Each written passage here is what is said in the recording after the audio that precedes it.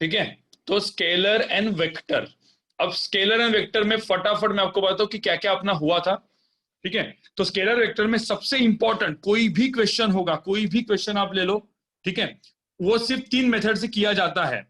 ठीक है। उसके पहले मतलब उसका पहला वाला, सबसे पहला वाला मेथड होता है कि ट्रायंगल लॉ। ठीक है। Triangle law of vector addition, मतलब उसको हम लोग बोलते हैं डेरिवेशन मेथड। आपको पता है डेरिवेशन मेथड से होता था हमेशा।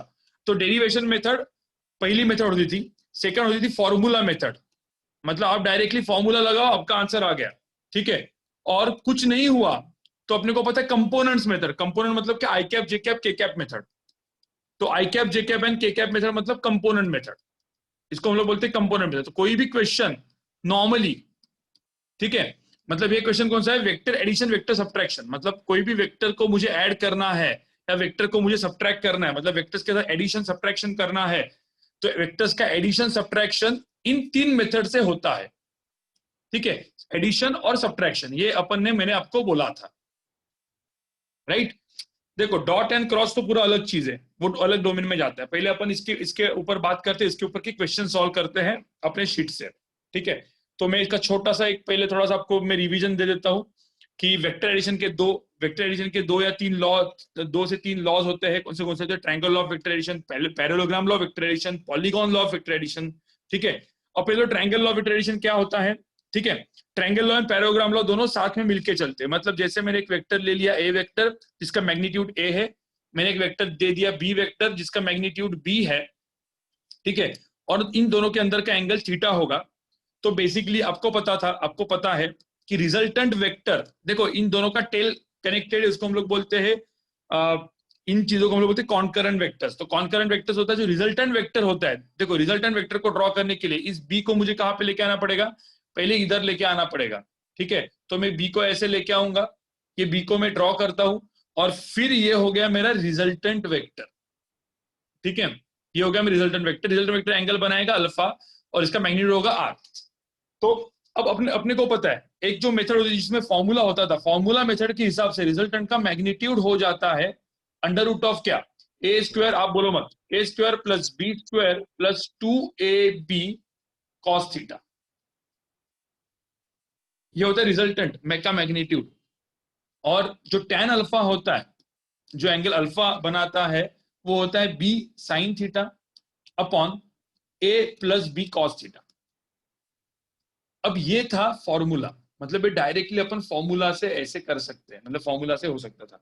लेकिन यही दो वेक्टर्स को मुझे ऐड करना है, तो ध्यान में रखना ये रिजल्टेंट को ड्रॉ करने के लिए मुझे किसकी जरूरत पड़ी, A vector plus B vector. A B vector को मेरे को यहाँ पे लाना पड़ा, राइट। और इसको हम लोग बोलते हैं ट्रायंगल ऑफ वेक्टर एडिशन, जिसको मैं बोलता था ना टेल हेड। टेल हेड मतलब दोनों का टेल हेड कंबाइन करो, पहले का टेल दूसरे का हेड को कनेक्ट करो, रिजल्टेंट मिल जाएगा।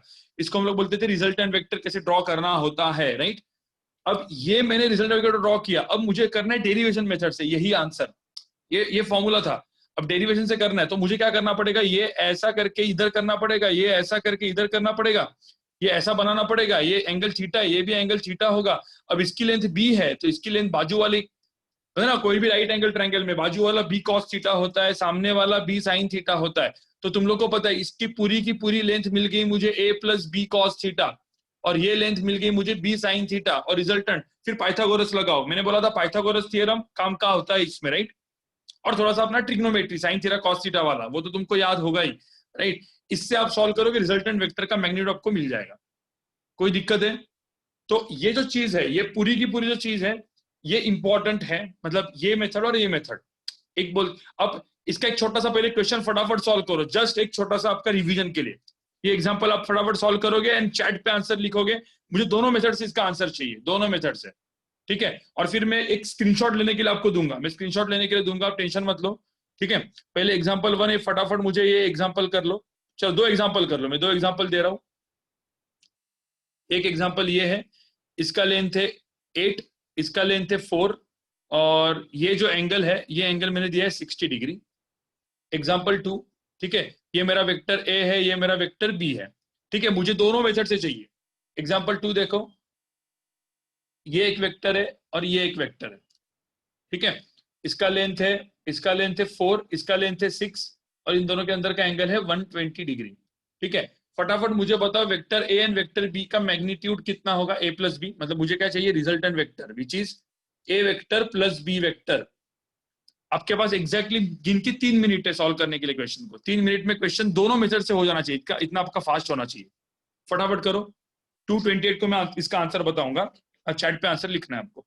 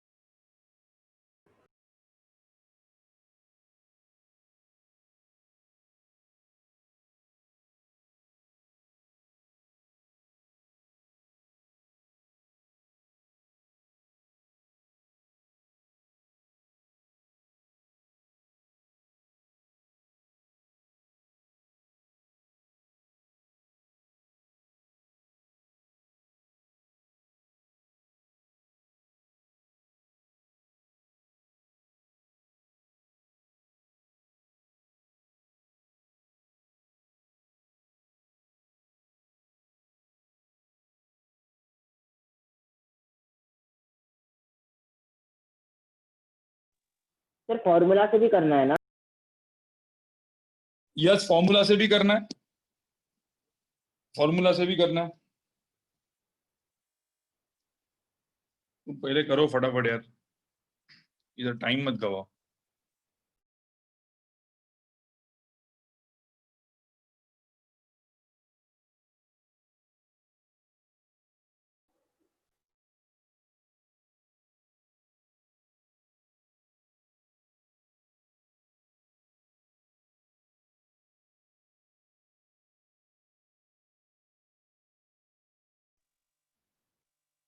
चलो अब यहाँ पे देखो, आपका टाइम हो चुका है, यहाँ पे देख लेना, सब लोग यहाँ पे देखो, जो भी लोग का नहीं आया, जो भी हुआ यहाँ पे देख लो, बाद में कर लेना आप। पहले चीज, इन दोनों क्वेश्चंस को, पहले इस दोनों क्वेश्चन को फॉर्मूला, मतलब पहले इस दोनों क्वेश्चन को मैं फॉर्मूला से भी करता हूँ और मेथड से भी करता हूँ। पहले मेथड से करता हूँ, मेथड से कैसे करेंगे अपन, डेरिवेशन से। बी वेक्टर को कहाँ पे लेके आएंगे, ट्रायंगल लॉ के हिसाब से बी वेक्टर को मैं यहाँ पे लेके आऊंगा, ये हो गया 4, ये हो गया मेरा बी वेक्टर, ठीक है। एक मिनट, इधर लिखता हूं मैं, बी वेक्टर, इसकी लेंथ कितनी हो गई, 4 हो गई। अब ये हो गया मेरा रिजल्टेंट वेक्टर। देखो रिजल्टेंट वेक्टर ड्रॉ करने के लिए मुझे ऐसा करना पड़ा, अब ये 4 है, ये एंगल 90 है, ये 60 है, तो 4 cos 60, ये हो जाएगा 4 cos 60, और ये हो गया 4 sin 60। अब cos 60 sin 60 की वैल्यू आपको पता ही है, 4 into root 3/2 which is 2√3। 4 cos 60 is equal to क्या, 2। तो 8 + 2 की वैल्यू कितनी हो जाएगी, यहाँ पे 8 + 2 की वैल्यू हो जाएगी 10, ठीक है, और ये हो जाएगा 2√3।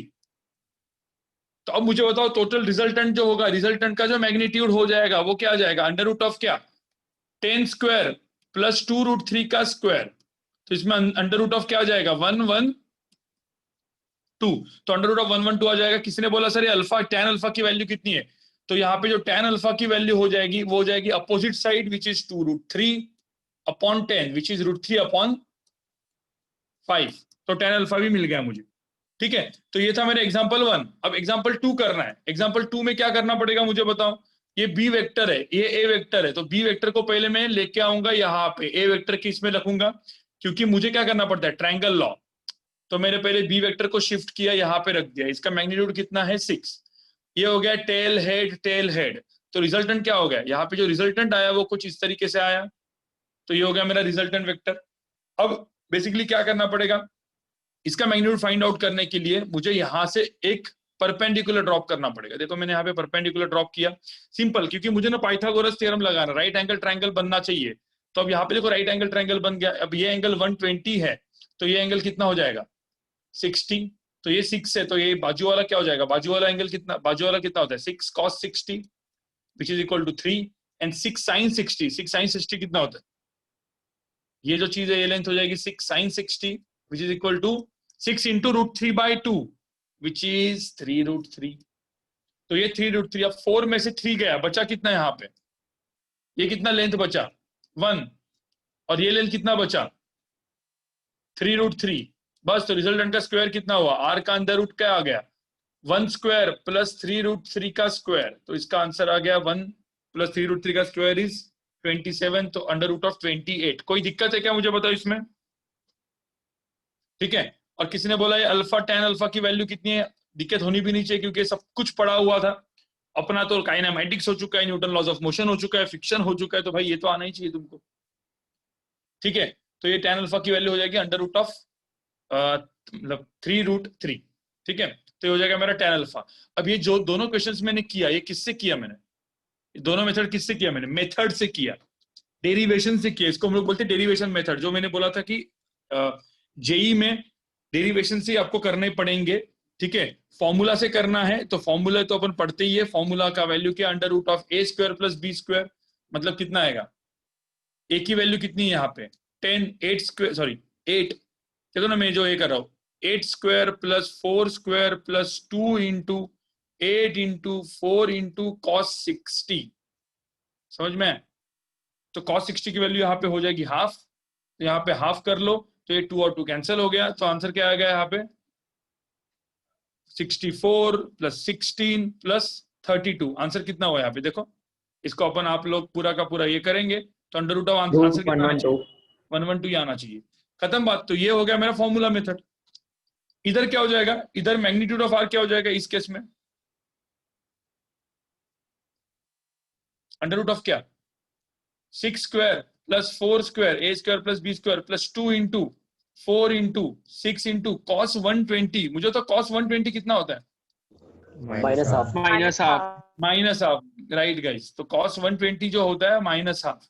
अब -हाफ होगा 2 कैंसिल हो गया, तो आप यहाँ पे देखोगे तो √36 + 16 + 24 आंसर कितना हो जाएगा 28। √28, जो सेम आंसर आया। कोई दिक्कत है, नो सर। No. इसी फॉर्मूला में मुझे होता है, इसी फॉर्मूला में if the vectors are parallel तो क्या होते हैं guys, if the vectors are parallel a vector b vector, तो एंगल कितना होता है दो वेक्टर में add theta is 0. Theta 0, cos 0 कितना हो जाता है cos 0 1 हो जाता है, तो √a² + b² + 2ab हो जाता है, a + b the whole square होता है, राइट। मतलब a + b डायरेक्टली ऐड हो जाएंगे, और इसको इवन अपन डेरिवेशन से करेंगे तो a और b इसके सामने लेके जाओ तो a + b डायरेक्टली रिजल्टेंट हो जाएगा, ठीक है। Suppose vector if the vectors are anti parallel, मतलब एक वेक्टर ऐसा होगा दूसरा वेक्टर ऐसा होगा, तो सब्ट्रैक्ट रिजल्टेंट क्या होगा डायरेक्टली सब्ट्रैक्ट हो जाएगा। ये सब कुछ आपको पता ही है। अब मैंने ना मतलब जब मैं पढ़ा रहा था तो बहुत सारी जगह पे ना मैंने वेक्टर सब्ट्रैक्शन कभी भी छोड़ा हुआ था, ठीक है। तो अब वेक्टर सब्ट्रैक्शन कर लेते हैं। मुझे लगता है वेक्टर सब्ट्रैक्शन क्या होता है, a वेक्टर - b वेक्टर, मतलब दो वेक्टर को मैं क्या करता हूं सब्ट्रैक्ट। दो वेक्टर को सब्ट्रैक्ट करना मतलब क्या, a वेक्टर प्लस क्या करना -b vector -b वेक्टर। देखो a vector and b vector को माइनस करना, मतलब क्या करना, a vector and b -b vector को ऐड, मतलब बेसिकली मैंने ऐसा बोला है कि मेरा ये देखो ये मेरा a वेक्टर है और ये मेरा b वेक्टर है, और इन दोनों के अंदर का एंगल थीटा है, ठीक है। अब मुझे ना a वेक्टर को b वेक्टर का ऐड करना है, तो अपन क्या करेंगे, अपने को पता है a + b क्या करते हैं, a इधर b लेके जाते हैं, फिर रिजल्टेंट ड्रॉ हो गया। अब ये जो रिजल्टेंट मैंने ड्रॉ किया ना, ये कौन सा रिजल्टेंट है, a + b vector ये रिजल्टेंट a + b वाला है, ठीक है। लेकिन मैंने अभी क्या पूछा, चलो मैं r1 वेक्टर पूछता हूं। ये जो था, ये जो मैंने निकाला, ये कौन सा वेक्टर है, a + b वाला रिजल्टेंट वेक्टर है, या मतलब b + a + b। किसी ने बोला सर a माइनस बी क्या होगा? आपको पता है a इसका माइनस बी diagonal। क्या होता है? देखो a माइनस बी क्या होता है, मैं दो तरीके से दिखाता हूँ आपको। a माइनस बी के लिए a vector plus minus B vector करना पड़ता है, मतलब b वेक्टर को क्या करना पड़ेगा? उल्टा Direction करना पड़ेगा। change। ले जाना तो b पड़ेगा। वेक्टर ऐसा है तो माइनस बी वेक्टर ऐसा हो जाएगा। अब मेरा ये a वेक्टर दिया, ये मेरा माइनस बी वेक्टर दिया, मैं इधर ही ड्रॉ कर लूं तो माइनस बी वेक्टर को यहाँ पे लेके आऊंगा मैं, या फिर माइनस बी वेक्टर को मैं यहाँ पे भी लेके आ सकता हूँ। ट्रायंगल लॉस ही करते हैं ना। तो ये हो गया मेरा a वेक्टर, ये हो गया मेरा माइनस बी वेक्टर। देखो एरोज को बराबर देखो कैसे, a vector minus B vector, tail head बराबर। रिजल्टेंट क्या हो जाएगा? रिजल्टेंट क्या हो जाएगा यहाँ पे? ये जो होगा ये होगा मेरा r1 वेक्टर। आपको समझ में आ रहा है? Yes sir. Yes और sir। आपको पता है यही r1 वेक्टर आप इधर भी ड्रॉ कर सकते हो, इधर देखो ना, सेम ही है, देखो ना। और आपको पता है नीचे क्यों लेके जाते हैं? आप देखो ना, इस ट्रायंगल में देखो, इस ट्रायंगल में देखो, आपको समझ में आएगा मैं क्या बोलने वाला हूँ। ठीक है, मैं सिर्फ इतना ड्रॉ करता हूँ। a वेक्टर है, ये b वेक्टर है, और मैंने यहाँ पे ऐसा r1 वेक्टर ड्रॉ किया।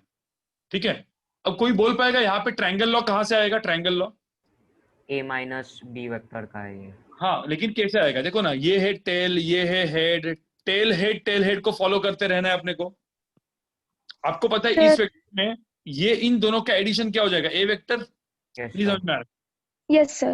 Yes sir। है? देखोगे अब यहाँ पे आप देखोगे तो मैं यहाँ पे क्या लिखूं? b वेक्टर, मतलब चलो मैं यहाँ पे लिखता हूँ b vector plus r1 vector is equal to क्या?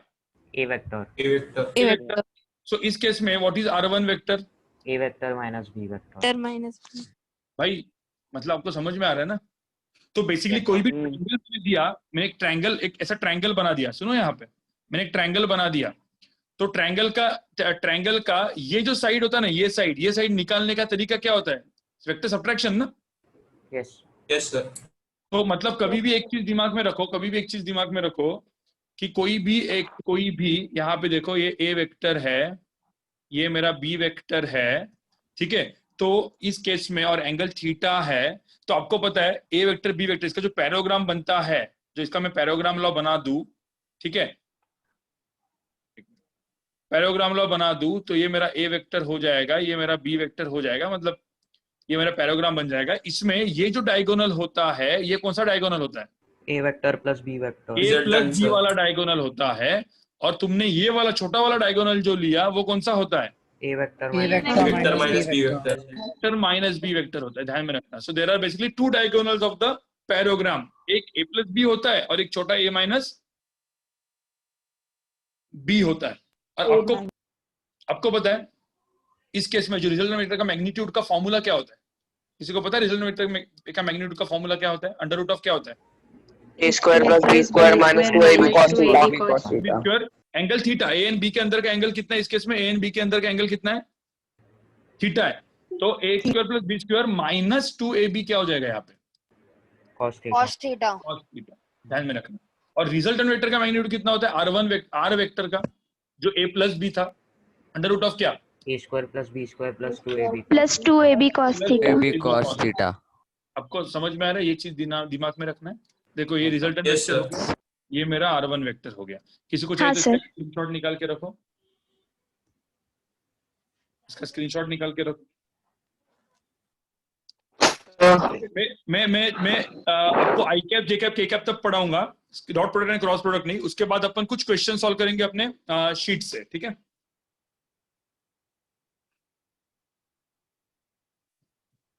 कुछ क्वेश्चन सॉल्व करेंगे। Yes sir. ये समझ में आया तुमको? ये समझ में आया? आगे बढ़ाऊं? हाँ बोलो भाई। सर आपने जो रिसेंटली कैलकुलस के लेक्चर्स लिए हैं शाम के बैच में, आपने अपलोड किया है यूट्यूब पे?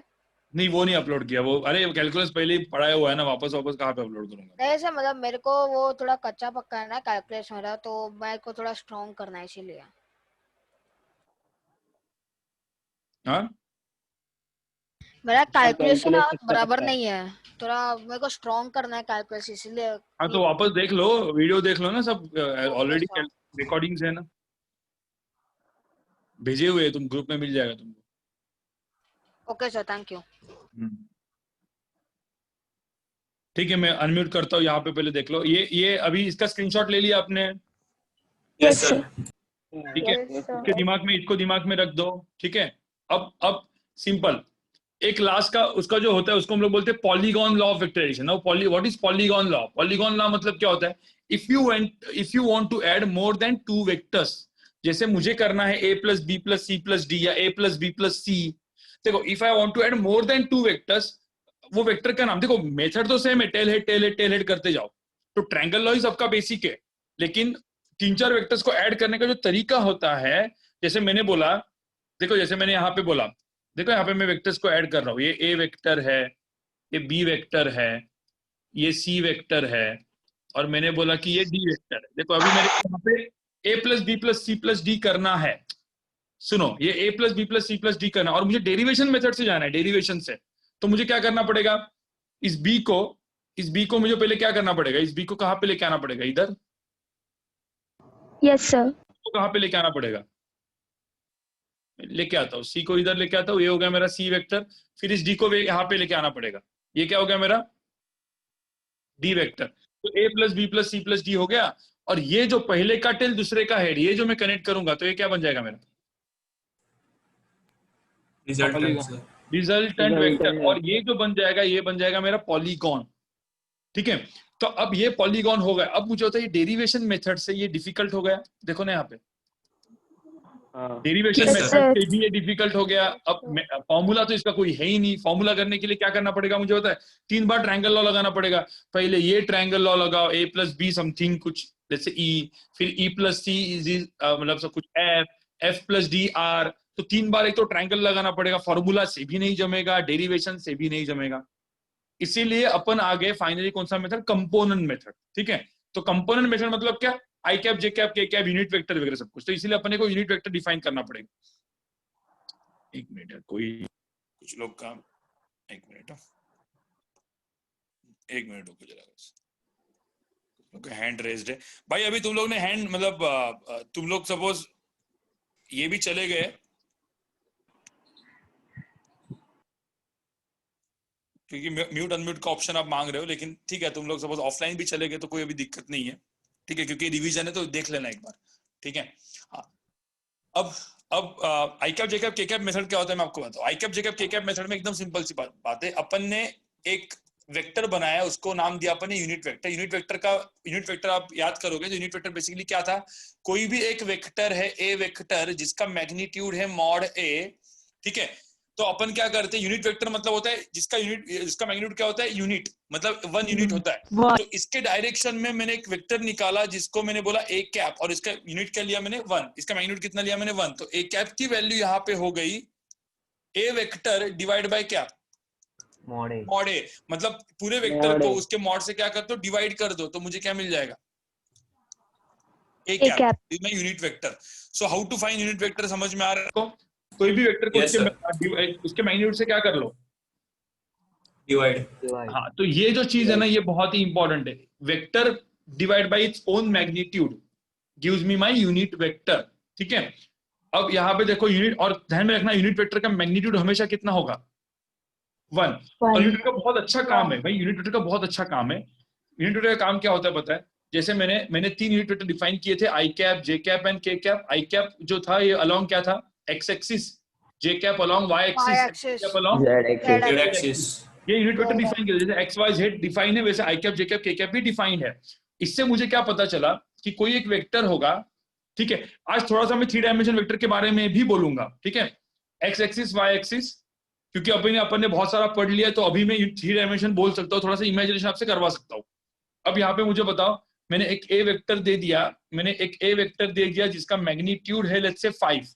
ठीक है, तो अब मैं क्या करूंगा पता है? मुझे पता है there is a unit vector along X axis which is of magnitude कितना? 1। तो मेरा जो ए वेक्टर है, I can write A vector is equal to क्या?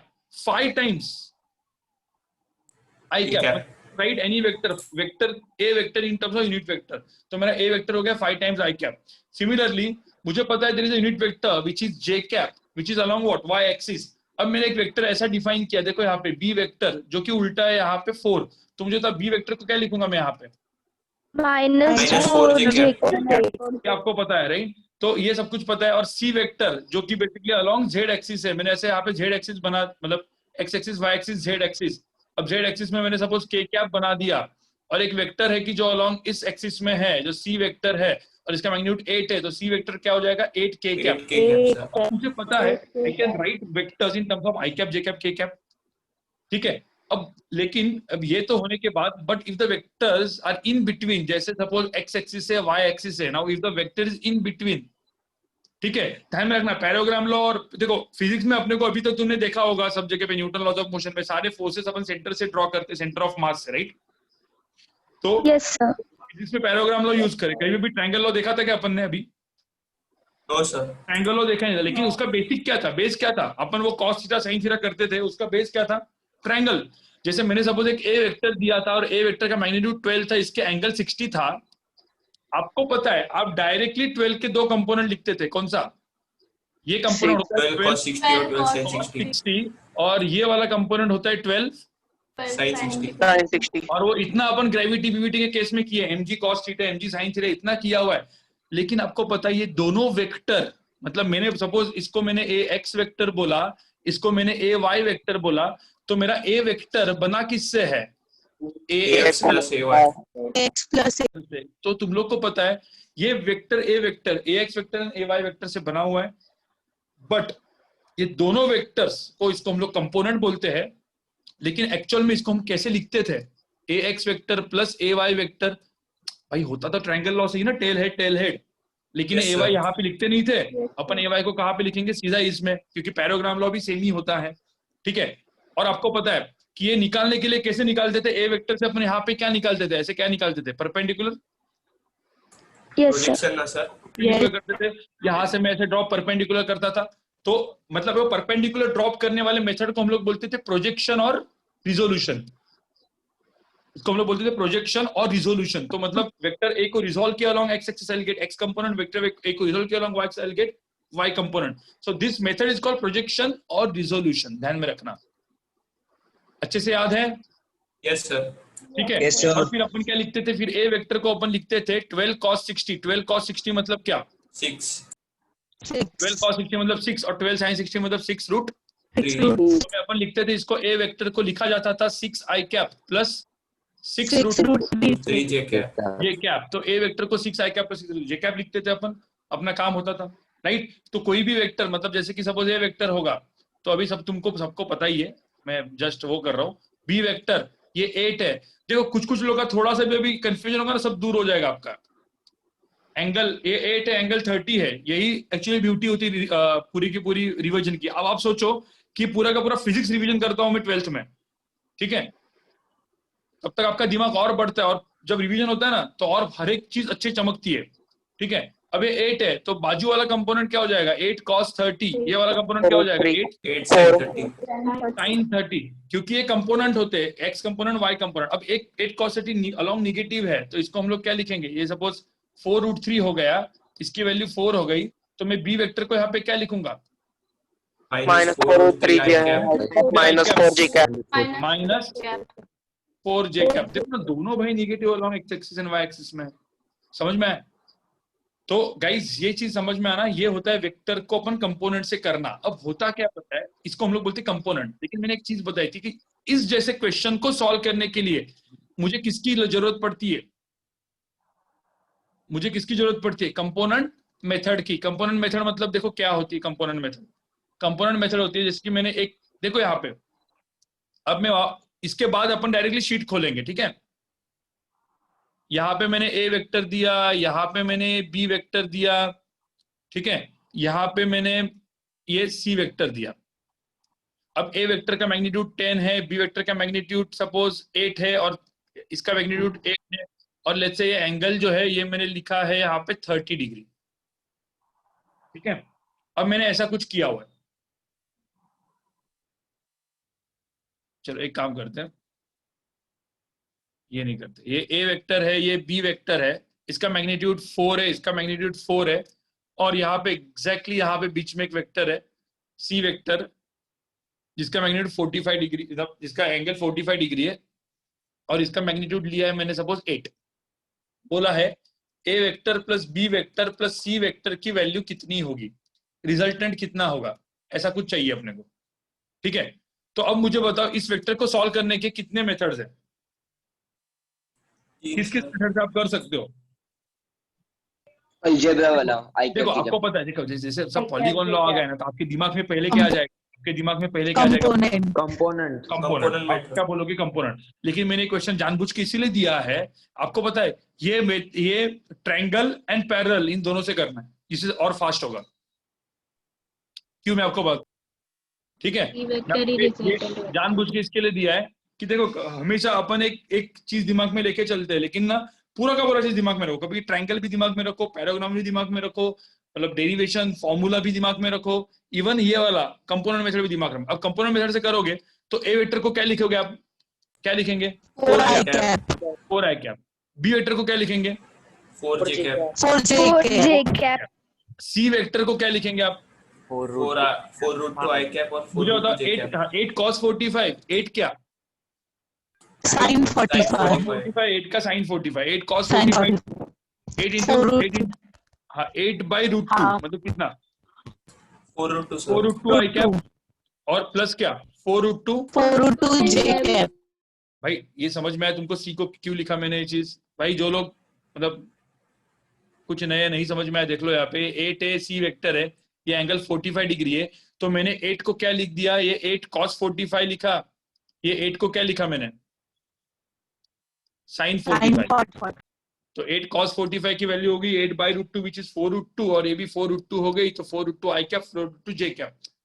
अब मैं करूंगा a plus b plus c। देखो यार खाली फुकट मैंने कॉम्प्लिकेट कर दिया ना क्वेश्चन को, देखो ना a plus b plus c होगा मेरा रिजल्टेंट वेक्टर, तो कभी कभी i कैप j कैप भी कॉम्प्लीट करा सकता है। देखो ना दिख गया आपको यहाँ पे, तो मैं यहाँ पे क्या लिखूंगा? 4 i cap 4 j cap plus 4 root 2 i cap plus 4 root 2 j cap. ठीक है, अब यहाँ पे देखो 4 प्लस 4 root 2 i कैप हो जाएगा। देखो ना यहाँ पे क्या होगा, सारे i कैप के टर्म एक साथ ला लिए मैंने, सारे j कैप के टर्म एक साथ ला लिए मैंने। 4 प्लस क्या?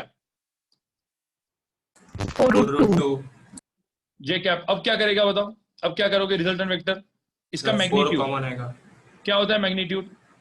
हाँ चलो 4 भी कॉमन तुमने ले लिया तो भी चल जाएगा, या फिर क्या करोगे? अंडर रूट ऑफ क्या करोगे? 4 होल स्क्वायर. एक मिनट, मुझे एक बात बताओ, ऐसा कोई वेक्टर होता है, ये भी मतलब बताया था मैंने, ये सपोज i कैप होगा प्लस 2 j कैप होगा, तो what is magnitude of A vector? Under root of क्या? 1 square 1 plus square 2 plus 2 square. square. Square. याद है ना सब कुछ? Yes, Yes, sir. sir. Plus suppose 3 k cap होगा, तो क्या करेंगे? Under root of 1 square plus 2 square plus P square. P square. 3 square. ये मैग्नीट्यूड होता था ना निकालने का तरीका अपना। Yes sir. और मुझे एक बात Yes, sir. बताओ, इस केस में यहाँ पे under root of 4 plus 4 root 2 का 4 स्क्वायर root 2 करेंगे, square. प्लस 4 प्लस 4 रूट 2 का क्या करेंगे? स्क्वायर करेंगे। Square. थोड़ा तो करना ही पड़ा ना आपको, हालत तो खराब हुई ना आपकी, Yes. मतलब कैलकुलेशन तो करना पड़ा ना। आपको पता है इसका सबसे सिंपल तरीका कौन सा? सबसे simple Sir, Triangle we can law. find the resultant of ये A and B हाँ, and add in answer Parallel आया to था। C vector. हाँ, आपको पता है ए एंड बी का जो रिजल्टेंट अपन ऐड करते हैं, देखो अपन क्या कर रहे हैं, ए प्लस बी प्लस सी कर ले, तो ए प्लस बी का जो रिजल्टेंट होगा, मतलब ए प्लस बी के सिलेंडर को मैंने R1 लिखता हूँ, तो R1 प्लस सी लिखूंगा ना मैं अभी फिर आर वेक्टर को। yes sir. अब आप देखोगे ना, आपने देखा है ये 4 है, ये भी 4 है, ए एंड बी दोनों 4 4 है, तो इसका रिजल्टेंट कहाँ पे आएगा?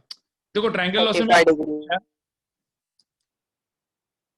ठीक है, मैं चाहिए तो यहाँ पे तुमको चाहिए तो यहाँ पे मैं वापस ड्रॉ कर लेता हूँ। ये मेरा एक्स एक्सिस है, वाई एक्सिस है, मैंने सपोज 4 बनाया, ये भी वो मैंने C 4 वेक्टर पे आएगा. बनाया, ठीक है, और ये एग्जैक्टली इसके अंदर है कि जो कि सी वेक्टर है।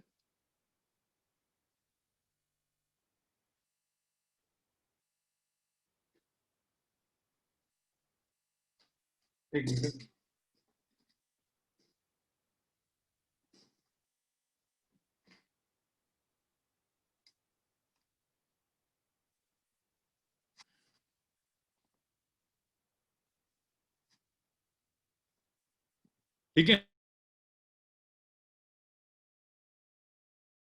तो मुझे बता ए प्लस बी कैसे दिखेगा आपको? ये ए है, ये बी है, तो यहाँ पे बी को मैं यहाँ पे लेके आऊंगा, तो ये हो गया मेरा ए वेक्टर, ये हो गया मेरा B vector. A and B को ऐड करेंगे तो जो रिजल्टेंट R1 आएगा वो ऐसा आएगा, देखो यहाँ पे, और इसकी वैल्यू कितनी आएगी? 4 root 2। 4 root 2. 4 रूट 2। और पहले ही सी दिया हुआ है, वो सी उसी के इसमें, तो मैं suppose R1 vector and C vector को ऐड करूंगा। देखो ये मेरा हो गया R1 वेक्टर और सी। अब R1 एंड सी दोनों क्या हो गए, दूसरे के आगे पैरेलल। पैरेलल आ गए ना। अब दोनों के पैरेलल आ गए, तो ये 8 भी पैरेलल आ गया, 4 भी पैरेलल हो गया, तो आंसर कितना आ जाएगा यहाँ पे? 8 + 4 √2। 11 √2 अरे भाई 8 + 4 √2 12 सर वो 4 कॉमन लेना पड़ेगा। हाँ 4 कॉमन लेके वो ऐड करते हो क्या, डायरेक्टली ऐसा ऐड होता है क्या? ठीक है, तो ये मेरा आंसर आ जाएगा। समझ में आया? Yes sir. इवन आप इसको सॉल्व करोगे तो भी यही आने वाला है। तो इसमें तो क्या करना पड़ा, ट्रायंगल लॉ पहले लगाना पड़ा, दोनों वेक्टर पैरेलल करके ऐड करना पड़ा। तो भाई ये आपको ना ये चमकना चाहिए, ये चमकने के लिए आपको टाइम लगेगा। सर फॉर्मूला से भी हो सकता है ना? फॉर्मूला से भी हो सकता है, लेकिन मतलब तुमने क्या किया यहाँ पे यार, मतलब ठीक है ना, ये 4 है, ये 4 है, मुझे होता है दो वेक्टर परपेंडिकुलर होते हैं, तो ये तो तुमको पता ही है ना, if the two vectors are perpendicular, A vector and B vector, if both of them are perpendicular, इसका मैग्नीट्यूड सपोज 4 है, इसका मैग्नीट्यूड सपोज 8 है, इसका मैग्नीट्यूड सपोज 4 है, तो मुझे होता है इसका रिजल्टेंट कितना आएगा? √a² देखो a² + b² + 2ab cos है, cos कितना है, cos कितना है यहाँ पे 90 ना, सर 10 cos 90 0 है, तो मुझे होता है रिजल्टेंट जो आएगा, रिजल्टेंट क्या आएगा यहाँ पे, √of क्या, 8² 8² + + 4 4²। स्क्वायर। 8² + 4², तुम्हारा आंसर डायरेक्टली इसमें आता है। हाँ बराबर ना, समझ में आ रहा है? 80 सर, √80। इसका √of क्या आ जाएगा, 80 आंसर आ जाएगा, तो इसका √of कितना आ जाएगा, 80। ठीक है, तो वैसे ही तुमने किया यार, 4 and 4 था, उसको पहले ऐड किया, तो समझ में आ गया। ठीक है, अब सपोज मैंने हाँ बोलो। सर अगर सी वेक्टर का एंगल 45 नहीं है तो वो ओवरलैप नहीं होगा, फिर हाँ कैसे तो ऐड ओवरलैप करेंगे? नहीं होगा, तो फिर अपने को आई कैप जे कैप सी करना पड़ता। Okay sir. ठीक है, अब सी मैं बोल रहा हूँ ना, मैं वही बोल रहा हूँ ना, मतलब हर एक क्वेश्चन सब ओपन रखना पड़ेगा तुमको दिमाग। ठीक है, जैसे मैं एग्जांपल 1 देता हूँ, ये एग्जांपल करो अभी इसके ऊपर। ठीक है, ये एग्जांपल सब लोग करोगे, मैं चलो 2 एग्जांपल दे रहा हूँ, फटाफट तुम लोग करोगे, फटाफट तुम लोग करोगे।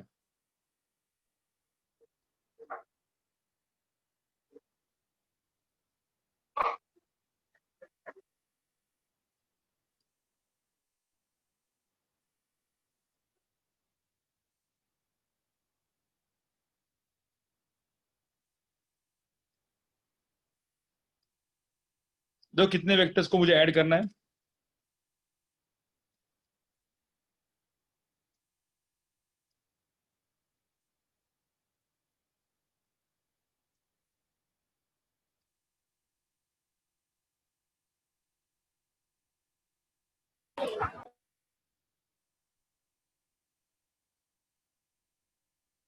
ठीक है, तो यहाँ पे मुझे कितने वेक्टर को ऐड करना है, a + b + c + d + e + f, इतने सारे वेक्टर को मुझे ऐड करना है। मुझे रिजल्टेंट वेक्टर का मैग्नीट्यूड एंड रिजल्टेंट वेक्टर कहाँ पे होगा। ठीक है,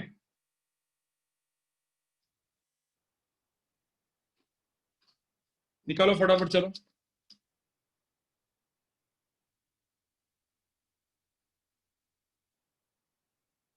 आंसर चैट में डालना है आपको।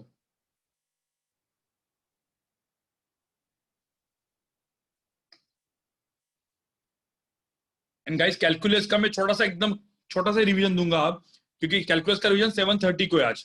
जिनको भी कैलकुलस के रिवीजन में बैठना है वो भी बैठ जाओ, सबको भी मैं लिंक भेज दूंगा। 7:30 7:45 तक लेक्चर चालू हो जाएगा कैलकुलस का, आराम कर लो और कैलकुलस के लेक्चर में ही बैठ जाओ।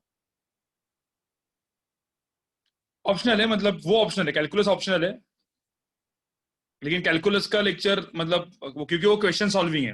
बैठ जाओ, मैं तो बोल रहा हूँ ऑप्शनल क्या, बैठ जाओ, सब लोग बैठ जाओ गाइस, कैलकुलस का भी लेक्चर बैठ जाओ, ये पूरा सर दोबारा का मौका नहीं आने वाला है आपको। सर आज जो सर्कुलर मोशन का टेस्ट है वो हम लोग को देना है कि नहीं? देना है ना भाई, अच्छा ओके। तुम्हारा आज हालत खराब ही है।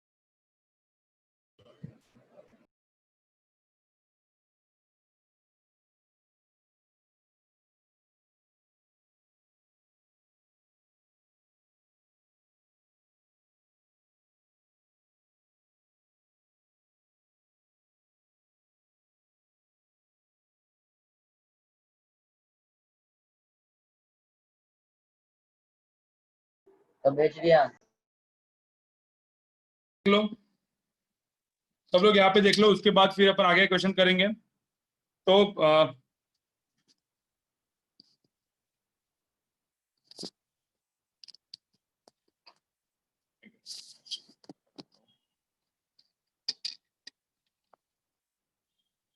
ठीक है, तो यहाँ पे देख लो। अब इस केस में, इस क्वेश्चन में, इस पर्टिकुलर क्वेश्चन में मैं आपको एक सिंपल सा बात बता रहा हूं कि क्या क्या करना होता है। ठीक है, इस क्वेश्चन को सॉल्व करने का 2-3 तरीका है। सब सारे वेक्टर्स को इन terms of I cap j cap लिखो। जैसे ए vector, B vector, C vector, D vector सबसे इजी है। तो ए वेक्टर को क्या लिखूंगा मैं? 10 आई कैप। बी वेक्टर को क्या लिखूंगा मैं? 6 J cap. जे कैप। ठीक है, सी वेक्टर को मैं लिखूंगा Minus 8 cap. 8 आई कैप। ठीक है, -8 आई कैप। डी वेक्टर को मैं लिखूंगा Minus 4 J cap. 4 J cap. ठीक है, अब ई वेक्टर जो है, ई वेक्टर, अब ई वेक्टर के दो कंपोनेंट है। एक क्या है? 4 I cap. हाँ हाँ, मैं यहाँ पे लिखता हूँ, रुको एक मिनट। ये 8 के दो कंपोनेंट है। एक क्या लिखूंगा मैं? 8 cos 60। Minus मतलब 4 हो गया, और 8 sin 60 कितना हो गया? 4 root 3. 4√3 हो गया यहाँ पे। ठीक है, जो मैंने 2 लिखा वो ई वेक्टर है। ई वेक्टर मतलब मैं यहाँ पे लिखता हूँ 4 I cap minus 4√3 J cap. समझ में आ रहा है ये चीज? Yes. और ये मेरा ई वेक्टर हो गया। अब मैं लिखता हूँ एफ वेक्टर। एफ वेक्टर को, एफ वेक्टर के दो कंपोनेंट है। एक कौन सा है? वापस 8 cos 60, 4 आई कैप और 8 sin 60। ये कितना है? Plus 4√3 J cap. 4। तो यहाँ पे 4 I cap plus 4√3 J cap. अब एक सिंपल सी बात बताओ, मैं सबको a plus B plus C plus D plus E plus F करता हूँ, तो ये हो गया हमारा रिजल्टेंट वेक्टर। अब सारे आई कैप के टर्म्स ऐड हो जाएंगे, क्योंकि आई कैप सारे क्या पैरेलल है ना। Yes, sir. 4i Yes, plus sir. 4i 8i, 8i minus 8i 0। तो इधर आंसर क्या आएगा? 10 I cap. cap. 10i। 4√3 minus 4√3 cancel, 6i cap minus 4 J cap. Answer कितना आएगा? 2 J cap, sir. J cap. Plus 2 जे cap. तो resultant को मैं resultant को लिखा हूँ, तो रिजल्टेंट का यहाँ पे जो मैग्नीट्यूड आएगा वो कितना आएगा? अंडर रूट ऑफ क्या? 104. 100 square plus 2 प्लस 2। square. तो under root of 100 plus 4 which is 104। अब इवन आप मुझे बताओ, ये सब लिखने की जरूरत पड़ी क्या आपको? मतलब जरूरत थी क्या आपको actually? No, sir. No, sir. आपको पता है मैंने क्या बोला था? कंपोनेंट मेथड आप करोगे ना फिजिक्स में अभी आप इतना सारा वेक्टर पढ़ ही रहे हो, इतना सब कुछ अपन सब कुछ कर रहे हैं। आपको पता है कि सपोज ऐसा कुछ होता है, ये 2 वेक्टर्स होते हैं। एक वेक्टर ऐसा होता है 8 का, एक वेक्टर ऐसा होता है 4 का, एक वेक्टर ऐसा होता है 6 का, एक वेक्टर ऐसा होता है 2 का। तो अपन क्या करते हैं? ये 8 एंड ये 4 एक दूसरे के एंटी पैरेलल है। Yes, sir. तो इधर कितना Yes, बचेगा? sir. ये बचेगा कितना? 4, sir. 6 माइनस 2 यहाँ पे भी कितना बचेगा? 4. और फिर ये 4 and 4 इसका क्या हो जाएगा? रिजल्टेंट कितना हो जाएगा? 4√2. 4√2. 4 स्क्वायर प्लस 4 स्क्वायर मतलब 16 प्लस 16 मतलब अंडर रूट ऑफ 32 मुझे 4√2, राइट? भाई ऐसी तो करते थे। तो भाई Yes, sir. मुझे एक बात बताओ, सिंपल। तो यहाँ पे कौन से कंपोनेंट थे? 4 था, 4 था, और यहाँ पे कितना था 10, तो 4 + 10 कितना हुआ 18. 18। देखो ना यहाँ पे, मुझे बताओ यहाँ पे ई वेक्टर को मैंने क्या लिखा, तो ई वेक्टर का भी ये लिखने का जरूरत है क्या, No, sir. एफ वेक्टर का भी जरूरत है क्या यहाँ पे। No, sir. अब मुझे कितने वेक्टर को ऐड करना है, 4 + 4 + 10 कितना हुआ 18, ये 18 और ये 8 बचा कितना 10. 10, तो यहाँ पे 10 बचा, यहाँ पे 6, यहाँ पे 4, यहाँ पे 4√3, यहाँ पे 4√3, ये सब कुछ कैंसिल, 4√3 कैंसिल हो गया, 6 और 4 कैंसिल हो गया, कितना बचा 2. 2. 2। तो यहाँ पे ये 10 बचा, यहाँ पे 2 बचा, तो ये 10 और 2 का जो रिजल्टेंट आएगा कुछ ऐसे आएगा, Yes, sir. बस काम खत्म हो गया। 10 और 10 जो रिजल्टेंट आएगा, मतलब आप ट्रायंगल लॉ से बना सकते हो इसको, ये 10 हो गया 2, किसी ने बोला एंगल कितना होगा tan अल्फा, 1/5. 1/5. तो 2/10 विच इज 1/5, समझ में आ रहा है। Yes, sir. तो ये हो गया मेरा मॉड ऑफ, मतलब रिजल्टेंट का मैग्नीट्यूड, एंड ये हो गया मेरा अल्फा। तो ये इस टाइप के क्वेश्चंस फिजिक्स में आते हैं, राइट गाइस, समझ में आ रहा है। Yes, हाँ sir. सर। ठीक है, तो अब इसका भी चाहिए तो स्क्रीनशॉट निकाल के रखो, मतलब रिवीजन के लिए आपको काम में आ जाएगा इसका स्क्रीनशॉट।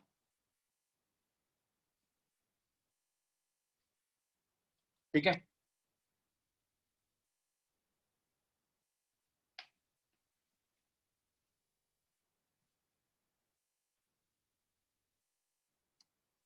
ठीक है। अभी एक काम करो, मैं 2-3 क्वेश्चंस अपने इससे करवाता हूँ, इन्हीं इधर का इधर तक के ही इस पे, ठीक है। सारा वो अपना स्केलर वेक्टर का अपना वर्कशीट खोलो जो मैंने अभी जस्ट भेजा है आपको ग्रुप में, सारे ग्रुप में। मैं 2-3 क्वेश्चन करता हूँ। So Singrage वाला या वो level 2 level 1 वाला? Level 2 level 1। लेवल 1 लेवल 2 क्या बोल रहे हो, समझा नहीं। सो वर्कशीट पूछ रहा है कौन सा वर्कशीट खोलना है।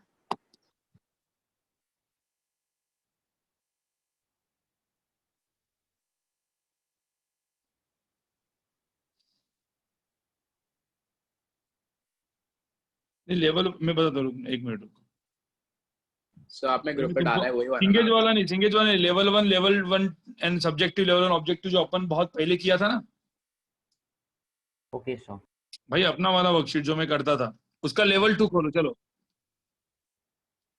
उसका कहाँ पे जाओ, लेवल 2 पे जाओ।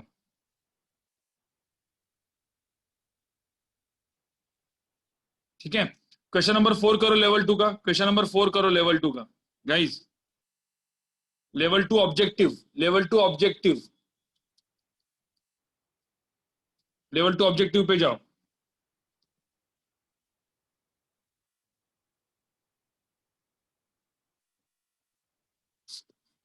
क्वेश्चन नंबर 4 करो।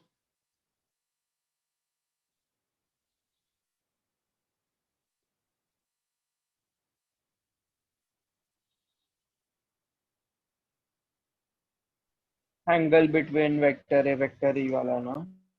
हाँ हाँ, नहीं नहीं नहीं, angle between the resultant of C vector, the resultant C vector of A and B, वो वाला है ना क्वेश्चन भाई, लेवल 2 हाँ ऑब्जेक्ट। उसका ही लास्ट पार्ट बोला ना? हाँ हाँ बराबर, the angle between vector A and B, वो वाला चीज। मैं डायरेक्टली लेवल 2 के कुछ क्वेश्चंस करा रहा हूँ जो मैंने शायद से पहले कभी किए नहीं होंगे, या फिर मतलब कुछ छोड़े होंगे, ठीक है। और आजू बाजू वाले आप लोग कर देना।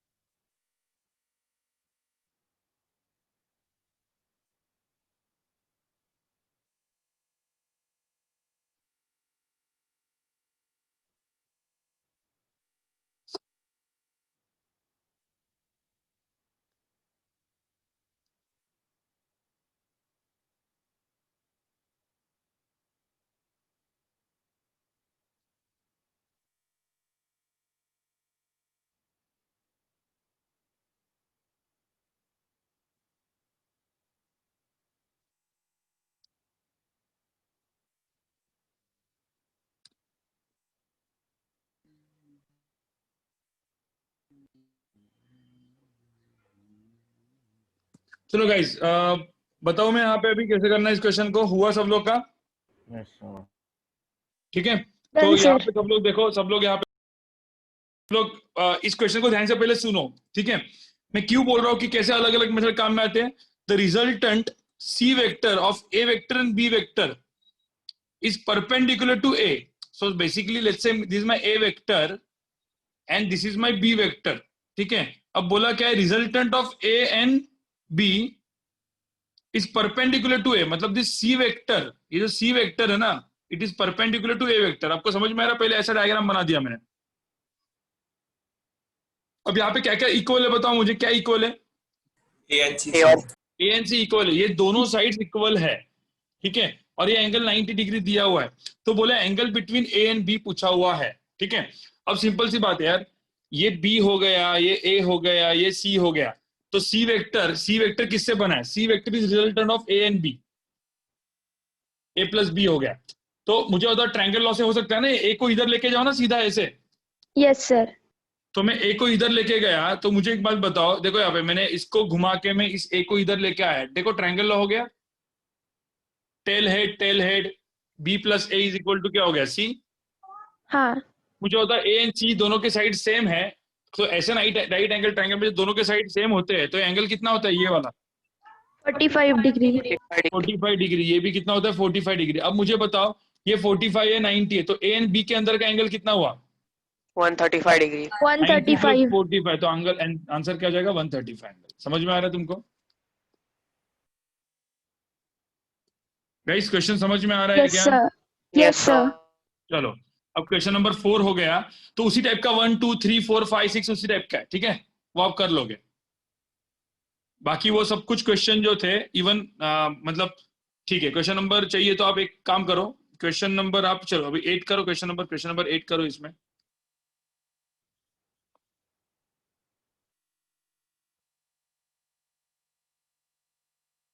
क्वेश्चन नंबर 8 करो।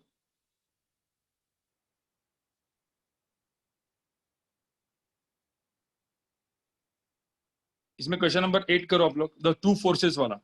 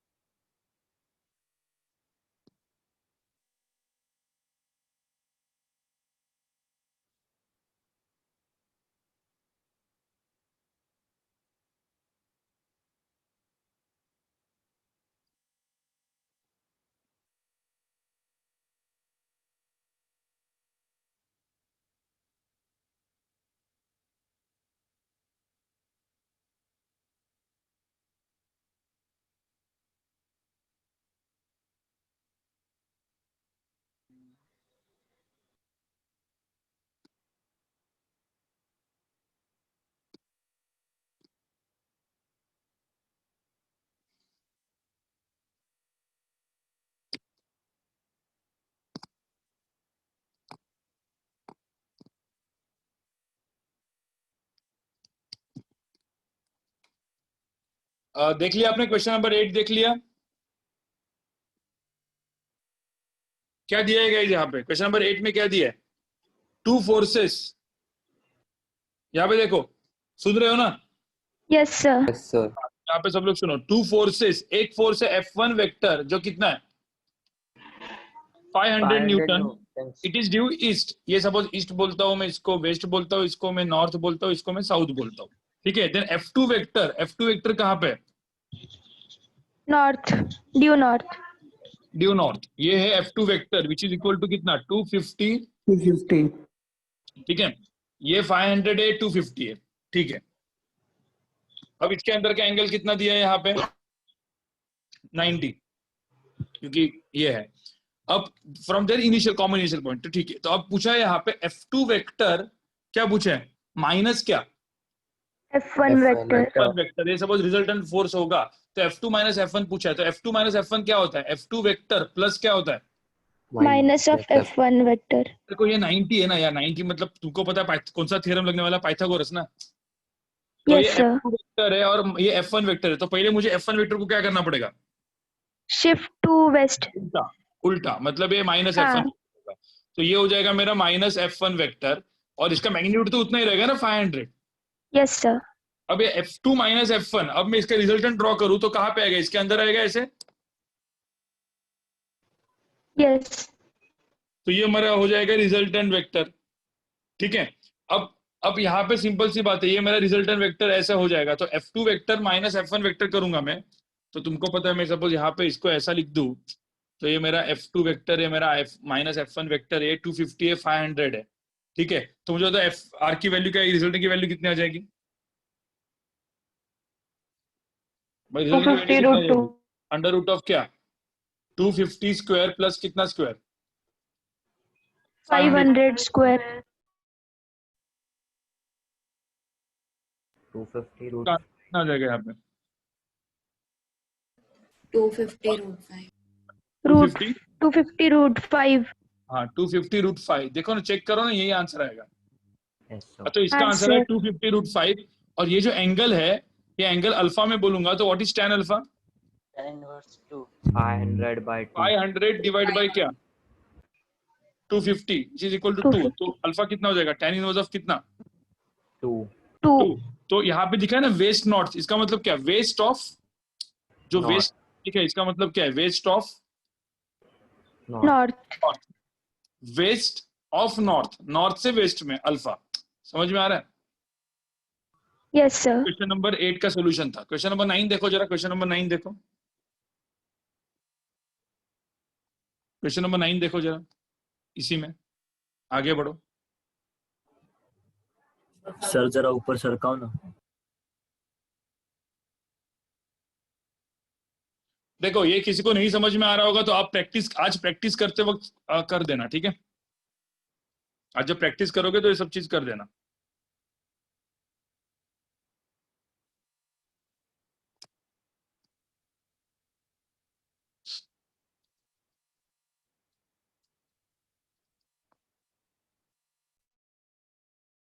क्वेश्चन नंबर 9 करना, अच्छा क्वेश्चन है।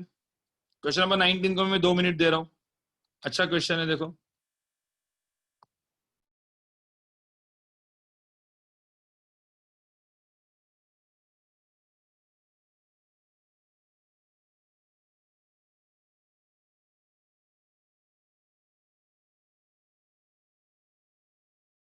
देखो लेवल 2 ऑब्जेक्टिव के बाद लेवल 1 ऑब्जेक्टिव तो आपके हो ही जाएंगे।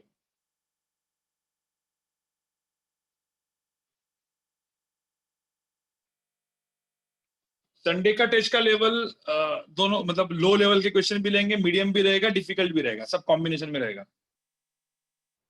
तभी तो मेरे को पता चलेगा ना टॉपर मतलब कैसा डिसाइड होगा, क्या होगा।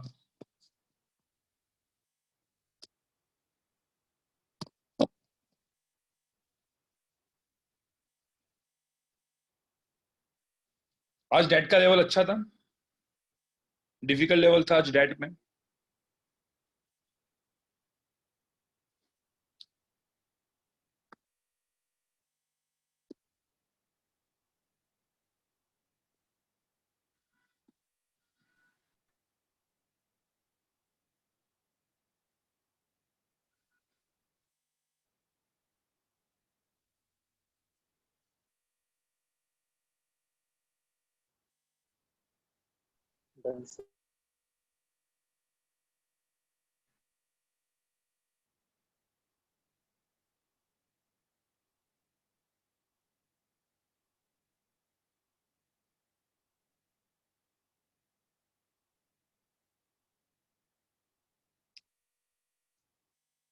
क्वेश्चन नंबर 9 आपका हो गया, अभी देख लिया आपने?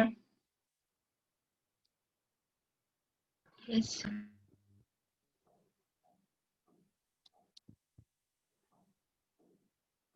देखो यहाँ पे सब लोग क्वेश्चन नंबर 9 देख लो, मैं जो यहाँ पे लिख रहा हूँ यहाँ पे सब लोग देखो। in a 2-dimension motion of a particle, the particle moves from point A to point B, ठीक है? सो बेसिकली ये जो ए बी है दिस कॉल्ड द, आपको पता है ना इसको डिस्प्लेसमेंट बोलते हैं, याद है कि नहीं है? Yes sir. Yes Yes, sir. Displacement of the particle होता है, ठीक है। अब θ1 की वैल्यू यहाँ पे जो θ1 है वो 75 डिग्री दिया है एंड θ2 जो दिया है वो 15 डिग्री दिया है, ठीक है। तो मुझे बताओ ये एंगल कितना होगा, इसके अंदर का एंगल कितना होगा? 75 माइनस 60 डिग्री, राइट। R1 की वैल्यू कितनी दी है यहाँ पे? 3। R2 की वैल्यू कितनी दी है यहाँ पे? 4। Then the find the magnitude of displacement. अब आपको पता है डिस्प्लेसमेंट वेक्टर का मैग्नीट्यूड कितना होगा ये पूछा हुआ है, तो ट्रायंगल का थर्ड साइड हो गया ना, आपको पता है। इसमें ट्रायंगल लॉ कैसे लगेगा? व्हाट इज हाउ, मतलब how you do the triangle law? R1 vector plus S vector is equal to क्या? Plus R2 R2 vector. vector. R2 R2 vector, tail head. तो डिस्प्लेसमेंट वेक्टर की value क्या हो जाएगी? R2 R2 vector minus R. Minus R1 vector. Minus R1 vector. तो basically कौन सा question है गाइस? वेक्टर किसका? subtraction. सब्ट्रैक्शन का। तो मैग्नीट्यूड ऑफ S करना होगा तो आपको क्या करना पड़ेगा? अंडर रूट ऑफ क्या? R1 square plus R2 square minus 2R1 R2 cos 60। समझ में आ रहा है? Sorry minus. हाँ सर. तो यहाँ पे A square plus B square minus 2AB cos theta, यहाँ पे AB plus AB cos theta नहीं होगा, ठीक है। तो इसका आंसर क्या आ जाएगा यहाँ पे? R1 स्क्वायर मतलब क्या? 3 square plus 4 square minus 2 into 3 into 4 into cos कितना? 60। So cos 60 is half. तो इसका आंसर कितना है? Root 13. 9 प्लस 16 13.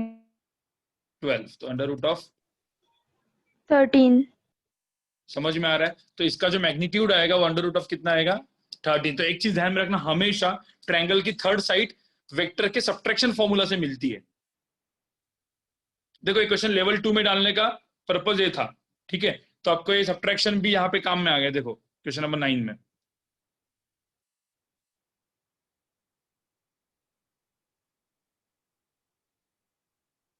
कोई दिक्कत है इसमें? No sir. No sir. ठीक है। अब एक काम करो, ये हो गया क्वेश्चन नंबर 9 हो गया। क्वेश्चन नंबर 13 देखो जरा। क्वेश्चन नंबर 13 करो, 2 मिनट ले लो। क्वेश्चन नंबर 13 करो, सेम टाइप का क्वेश्चन है। फिर थोड़ा सा मैं 3 डायमेंशन वेक्टर पे जाऊंगा और फिर डॉट प्रोडक्ट बताऊंगा, dot product and cross product.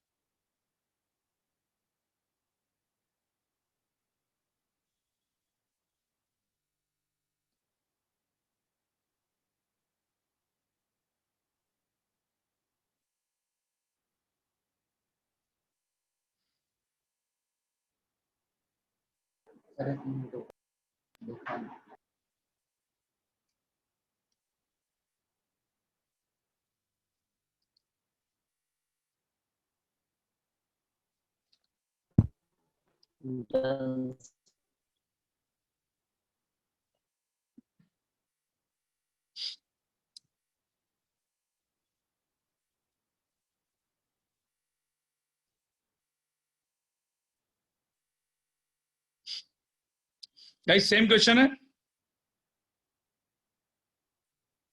Guys. Yes, मुझे sir. इस क्वेश्चन में R एंड R, तो इसमें मुझे बताओ इस क्वेश्चन में देखो ये polygon law of vector addition है। 3 वेक्टर को ऐड कर रहे हैं और 3 वेक्टर को ऐड करें तो आप लोग क्या लगेगा? अपन आई कैप जे कैप से करते थे, तो इसको आई कैप जे कैप से मत करो। ये सेम क्वेश्चन है जो मैंने दिया था, इस टाइप का क्वेश्चन। ये इसका मैग्नीट्यूड R है, इसका मैग्नीट्यूड R है, तो पहले किसको ऐड करेंगे मुझे बताओ? OA और OC. हाँ, A और C को पहले ऐड करो। A और C को मुझे ऐड करोगे आप, तो A एंड C को ऐड करके जो आंसर आएगा वो कितना आएगा पता है? R and R। और root 2. रूट 2 हाँ, √2 इंटू R आएगा। देखो आप चेक करो, R square plus R square का अंडर रूट कितना आएगा? √2R। अब ये √2R हो गया और ये B वेक्टर हो गया, दोनों क्या हो गया अभी? Parallel to each other. तो मैं इसको D वेक्टर लिखता हूँ, मैं इसको लिखता हूँ D वेक्टर, ठीक है। A प्लस C को D लिखता हूँ, तो D vector plus B vector. अब मुझे होता दोनों वेक्टर भाई पैरेलल है, एक का √2R है, एक का R है, दोनों पैरेलल है, तो डायरेक्टली क्या हो जाएगा? डायरेक्टली क्या हो जाएगा इसका? एडिशन। एडिशन। तो √2R प्लस R, तो मेरा आंसर आ जाएगा 1 ये। Plus root 2। बस, तो ये हो गया मेरा रिजल्टेंट का मैग्नीट्यूड। मतलब रिजल्टेंट मतलब सॉरी, ये रिजल्टेंट लिख देता हूँ मैं यहाँ पे क्योंकि R रेडियस है यहाँ पे, ठीक है। रिजल्टेंट का मैग्नीट्यूड ये आ जाएगा। कोई दिक्कत है? No sir. समझ में आ रहा है क्वेश्चन नंबर 13 का? हाँ सर. ठीक है, हाँ सर। आगे बढ़ते हैं। देखो ये रिवीजन वाला चीज है, ये मैं से भी अपलोड कर देना दूंगा मैं आज के आज सब कुछ। कल तुम लोग जितना भी प्रैक्टिस कर सकते हो एक सेकंड ऊपर लो तो एंड कैलकुलस की अच्छे से करो। जितनी भी आप प्रैक्टिस कर सकते हो करो अच्छे से, ठीक है।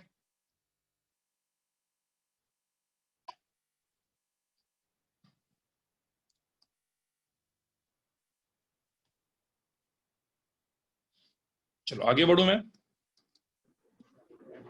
Yes sir. गाइस अभी क्या होता है, एक देखो जैसे मैंने बोला कि मेरा कोई भी वेक्टर है, जैसे मेरा एक वेक्टर है जो कि 3 डायमेंशन वेक्टर है, ठीक है। अब 3 डायमेंशन वेक्टर का मतलब मैं एकदम सिंपल सा बताता हूँ। ये हो गया 2i कैप प्लस ये हो गया let's say 3j cap plus ये हो गया लेट्स से 4k कैप। अब ये जो वेक्टर है 2i cap plus 3j cap plus 4k cap, ठीक है। अब इस वेक्टर को पहले 3 डायमेंशन वेक्टर समझ लो, ये x एक्सिस हो गई, ये y एक्सिस हो गई, ठीक है। और आपको बताना z एक्सिस को अपन किससे लिखते हैं, इधर क्रॉस से। क्रॉस का मतलब क्या होता है? Outside the page, Inside the page. Inside the page. Inside. Dot dot क्या होता है? Outside the Outside page. the page. तो यहाँ पे ये क्रॉस या डॉट रहेगा, मतलब जेड एक्सिस। लेकिन मेरे को सपोज ये निकालना है, मतलब जेड एक्सिस को भी ड्रॉ करना है, तो मुझे 2 डायमेंशन में मैं कुछ इस तरीके से ड्रॉ कर सकता हूँ। और सब में एंगल कितना हो जाएगा? सब में यहाँ पे एंगल कितना हो जाएगा? 90 degree. 90 degree. तो थोड़ा सा आपको ना इमेजिन करना पड़ेगा। अब यहाँ पे मुझे ना इस वेक्टर को ड्रॉ करना है, ए वेक्टर को ड्रॉ करना है, तो मैं कैसे करूंगा? देखो यहाँ पे पहले ध्यान में रखना, ये चीज हो जाएगी कौन सी? 2i कैप, फिर एक वेक्टर हो जाएगा ये कौन कितना हो जाएगा? 3j cap. क्योंकि देखो ड्रॉ करने के लिए हमेशा मुझे क्या लगता है, टेल हेड वाला कॉन्फ़िगरेशन, Yes ठीक है। sir. और 4k कैप कैसे ड्रॉ करूंगा मैं? ठीक है, ये हो जाएगा मेरा 4k कैप। देखो 2, 3 एंड 4, आप समझ पा रहे हो मैंने कैसे ड्रॉ किया है? हाँ सर। Yes sir. और जो रिजल्टेंट होगा, अब ये जो रिजल्टेंट होगा ये भी बेसिकली क्या होगा? हवे में होगा। देखो यहाँ पे yes sir, Yes sir. Result भी हवे में होगा। अब किसी ने बोला हाँ, सर सर। इसमें ये जो रिजल्टेंट मतलब ये खुद ए वेक्टर, रिजल्टेंट मतलब ये ए वेक्टर इस केस में। अब मुझे बोला कि भाई ए वेक्टर का मैग्नीट्यूड कितना है, तो मैंने डायरेक्टली फॉर्मूला आपको बता ही दिया था। वैसे क्या था वो? 2 square Plus 3 square plus 4 square. square. Plus 4 square. 4 square. और किसी ने मेरे प्रॉपर वीडियोस वगैरह भी देखे होंगे पहले वाले यूट्यूब के, तो ये 4, एक मिनट में लिख देता हूँ, 4 प्लस ये कितना आता है इसका आंसर? Root 29. हाँ, √29। तो मुझे बताओ मैग्नीट्यूड ऑफ, मतलब इसका लेंथ कितना हो जाएगा? रूट ऑफ कितना हो जाएगा? 29, √29 हो जाता है। Yes sir. अरे तुम इमेजिन करना है पॉजिटिव नेगेटिव कहाँ पे होता है। अब ये पॉजिटिव जेड एक्सिस होगी, तो ये इधर वाली एक्सिस जो अंदर जाएगी वो क्या हो जाएगी? नेगेटिव। एक मिनट, किसी का कॉल आ गया, एक मिनट। तो वापस मेरा आवाज हाँ, तो ये वाली जो एक्सिस हो जाएगी वो कौन सी एक्सिस हो जाएगी? Negative Z. तो माइनस के अब कहाँ पे आएगा? उल्टा हो जाएगा। अब इतना तुम ज्यादा इमेजिन मत करो, पहले इतना समझ में आए। अब ये Yes, √20 Yes डिराइव sir. करना है, तो आपको पता है ना √20 को डिराइव कैसे करते थे? इसकी लेंथ निकालने के लिए आपको पता है, पहले ये वाला मुझे बताओ। ट्रायंगल लॉ यूज करना पड़ेगा। हाँ, 2 बार ट्रायंगल लॉ यूज करते थे। 2 बार ट्रायंगल मतलब क्या? ये एक बार पाइथागोरस थ्योरम हो गया, तो इसका आंसर कितना है? अंडर रूट ऑफ कितना आया? 2 square plus 3 2 square plus 3 square which is equal to under root of कितना? Root 12. 13. √13। ठीक है, अब तुम देखोगे तो ये मैंने सपोज इसको मैं अलग अलग वैल्यू लिखता हूँ। इसको मैं लिखता हूँ ओरिजिन O, इसको मैं लिखता हूँ C और इसको मैं लिखता हूँ D। तो ट्रायंगल OCD में आप देखोगे तो मुझे होता है XY प्लेन के जेड एक्सिस क्या होती है? हमेशा क्या होती है? परपेंडिकुलर। यस सर, भाई Yes. XY Yes, sir. Plane अपन ने लिया, तो XY प्लेन को जेड एक्सिस क्या होती है? हमेशा परपेंडिकुलर। Perpendicular. तो ये जो OC है वो तो कौन से इसमें XY XY प्लेन में है। तो जो CD है वो CD क्या हो जाएगा? परपेंडिकुलर हो जाएगा ना ऐसे। देखो perpendicular, yes sir. Yes sir. Yes sir. तो मुझे तो इन ट्रायंगल OCD में व्हाट इज OD का वैल्यू? अंडर OD क्या होगा? हाइपोटेन्यूज। 4 square 13 plus 16. हाँ, अंडर रूट ऑफ 13 का स्क्वायर प्लस क्या? 4 स्क्वायर। 4 square. 4 स्क्वायर। तो 13 मतलब अंडर रूट ऑफ 13 का square is under root of 30 प्लस 29 सर। 16 अंडर रूट ऑफ कितना आएगा? 29. भाई वही तो अपना डायरेक्टली डेरिवेशन था। Yes sir, Yes sir. कोई समझ में आ रहा है क्या तुमको? यस हाँ Yes. sir. तो गाइस ध्यान में रखना, ए वेक्टर दिया तो उसका मतलब मैग्नीट्यूड कैसे निकालते समझ में आ गया तुमको? कोई दिक्कत है इसमें? No sir. अब गाइस ध्यान में रखना, अब ए वेक्टर हवे में, देखो कहीं ना कहीं तो ए वेक्टर कहाँ पे? यहाँ पे देखो, ये मेरा एक्स एक्सिस हो गया है, मेरा वाई और जेड ऐसा कुछ एक्सिस है, और मेरा हवे में है ना वेक्टर। देखो ना यहाँ पे ये ए वेक्टर है। Yes, sir. तो ये जो मेरा वीडियो ऑन करो, चाहिए तो वीडियो ऑन करो, ठीक है, वीडियो ऑन करो मतलब मेरा वीडियो पे डबल टैप करो। तो ये मेरा ए वेक्टर, अभी ये मेरा ए वेक्टर है और ये X and Y axis and Z axis है, देखो मैंने इसे ड्रॉ किया है। अब इसमें ये जो वेक्टर है ये y के साथ x के साथ एंड z के कुछ एंगल बना रहा है, देखो हाँ सर। बराबर ना। तो अब सपोज ये मेरा x एंड y एक्सिस है, देखो ये मेरा x एंड y एक्सिस है, तो मेरा ए वेक्टर जो x एक्सिस के साथ एंगल बनाएगा उसको मैं लिखता हूं अल्फा। क्या, अब वापस स्क्रीन पे आओ, इस एंगल को मैं क्या बोलूंगा, सॉरी जेड वो एक्सिस, Z axis के जो x के साथ बनाएगा वो उसको क्या बोलूंगा मैं, अल्फा। अल्फा। जो y के साथ बनाऊंगा उसको मैं क्या बनाऊंगा, बोलूंगा बीटा।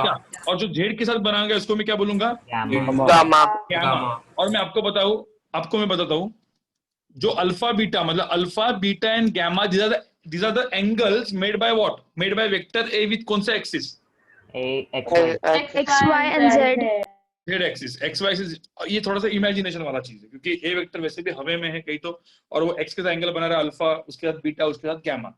आपको पता है इसका मैं जब कॉस लेता हूं तो कॉस अल्फा मिलता है, इधर कॉस बीटा मिलता है, इसको हम लोग क्या क्या बोलते हैं, कॉस गामा। और इसको हम लोग बोलते हैं डायरेक्शन कोसाइंस। क्या बोलते हैं, डायरेक्शन कोसाइंस। इसको हम लोग बोलते हैं direction cosines. Cos alpha, cos beta, cos gamma, ये मैंने एक्चुअल लेक्चर में पढ़ाया नहीं था, मेरे यूट्यूब के वीडियोस में ऑलरेडी दिया हुआ है, लेकिन राइट। Yes sir. और यहाँ पे एक रिलेशन होता है, उसको हम लोग बोलते हैं, ये रिलेशन आपको दिमाग में रखो, cos square alpha plus cos square beta gamma is 1 gamma equal to 1। ये एक रिलेशन होता है जो आपको दिमाग में रखना है। किसी को चाहिए तो ये जो चीज है इसका ना एक छोटा सा एक स्क्रीनशॉट निकाल के रखो, क्योंकि ये इसको हम लोग डायरेक्शन कोसाइंस बोलते हैं। जस्ट पता होने के लिए आपको पता होना चाहिए where cos square alpha plus cos square beta plus cos square gamma की वैल्यू कितनी होती है, 1। वैसे फिजिक्स में अपने काम में नहीं आने वाला है, ठीक है, अभी ज्यादा।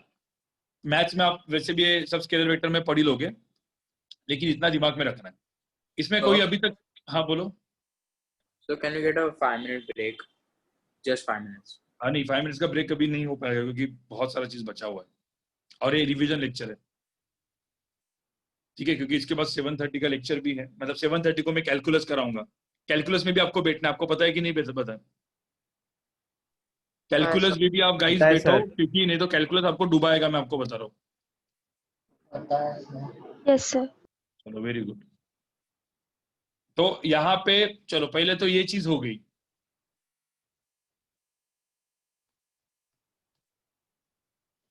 अब इसके बाद देखो, ये होने के बाद ये तो हो गया अपना कौन सा, मतलब अभी अपन लिखते हैं डॉट प्रोडक्ट। गाइस थोड़ा सा बताओ मुझे, डॉट प्रोडक्ट के पहले एक छोटा सा मुझे क्वेश्चन पूछना है आपको, ठीक है। सुनो, यहाँ पे मेरा एक ए वेक्टर दिया है 2i cap plus 4j cap plus let's say 4k cap, ठीक है। कितना दिया देखो, 2i cap plus 4j cap plus 4k cap. अब मुझे एक वेक्टर ढूंढना है जो बी वेक्टर है और जिसका मैग्नीट्यूड यहाँ पे दिया हुआ है 3, और एक मेरा सी वेक्टर है जिसका मैग्नीट्यूड यहाँ पे दिया हुआ है लेट्स से 12, ठीक है। तो मुझे लिखना है B vector in terms of right B vector in terms of A vector, right B vector in terms of क्या, A vector, and right C vector, मतलब बी एंड सी दोनों लिखना है, where B vector and A vector both of them are what, parallel. यहाँ पे C vector A vector both of them are what, anti parallel. तो इस question को solve करो और जरा बताओ, मतलब ये क्वेश्चन का भी एप्लीकेशन टेस्ट में आता ही है, कैसे करते हैं इस क्वेश्चन को सॉल्व, कोई भी बताओ। ए वेक्टर का मैग्नीट्यूड ढूंढते हैं। हाँ, यूनिट वेक्टर फाइंड करते हैं। बिल्कुल, देखो यहाँ पे क्या होता है, ए वेक्टर दिया हुआ है तो इसका मैग्नीट्यूड कितना है, व्हाट इज ए वेक्टर का मैग्नीट्यूड, अंडर रूट ऑफ क्या, 2 square plus 4 square plus 4 square, कितना होता है वहां पे, नहीं कितना, 6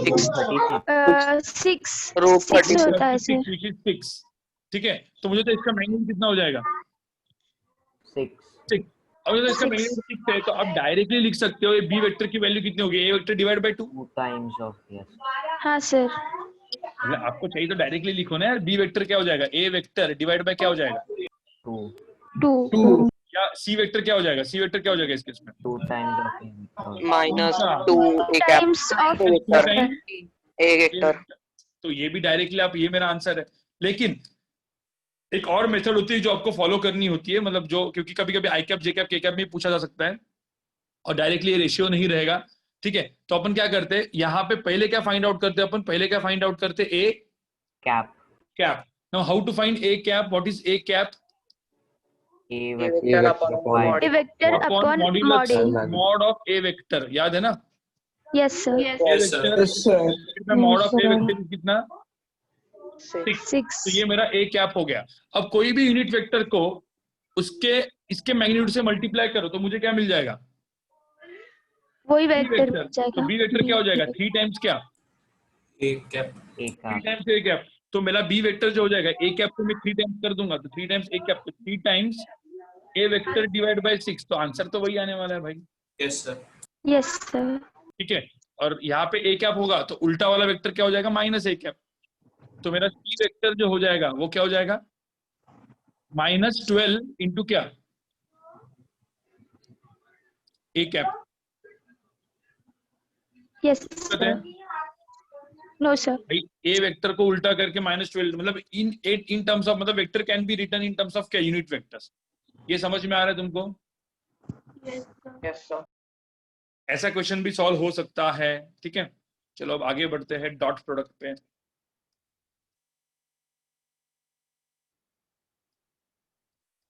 ठीक है, डॉट प्रोडक्ट आपको सबको फटाफट पता ही है। मैं लिख देता हूँ यहाँ पे, A vector dot B vector कितना हो जाता है, mod A mod B cos theta, and dot product is called scalar product. Scalar product मतलब क्या, ये एक कौन सी क्वांटिटी है, स्केलर क्वांटिटी, एक डायरेक्ट नंबर मिल जाता है मुझे, ठीक है।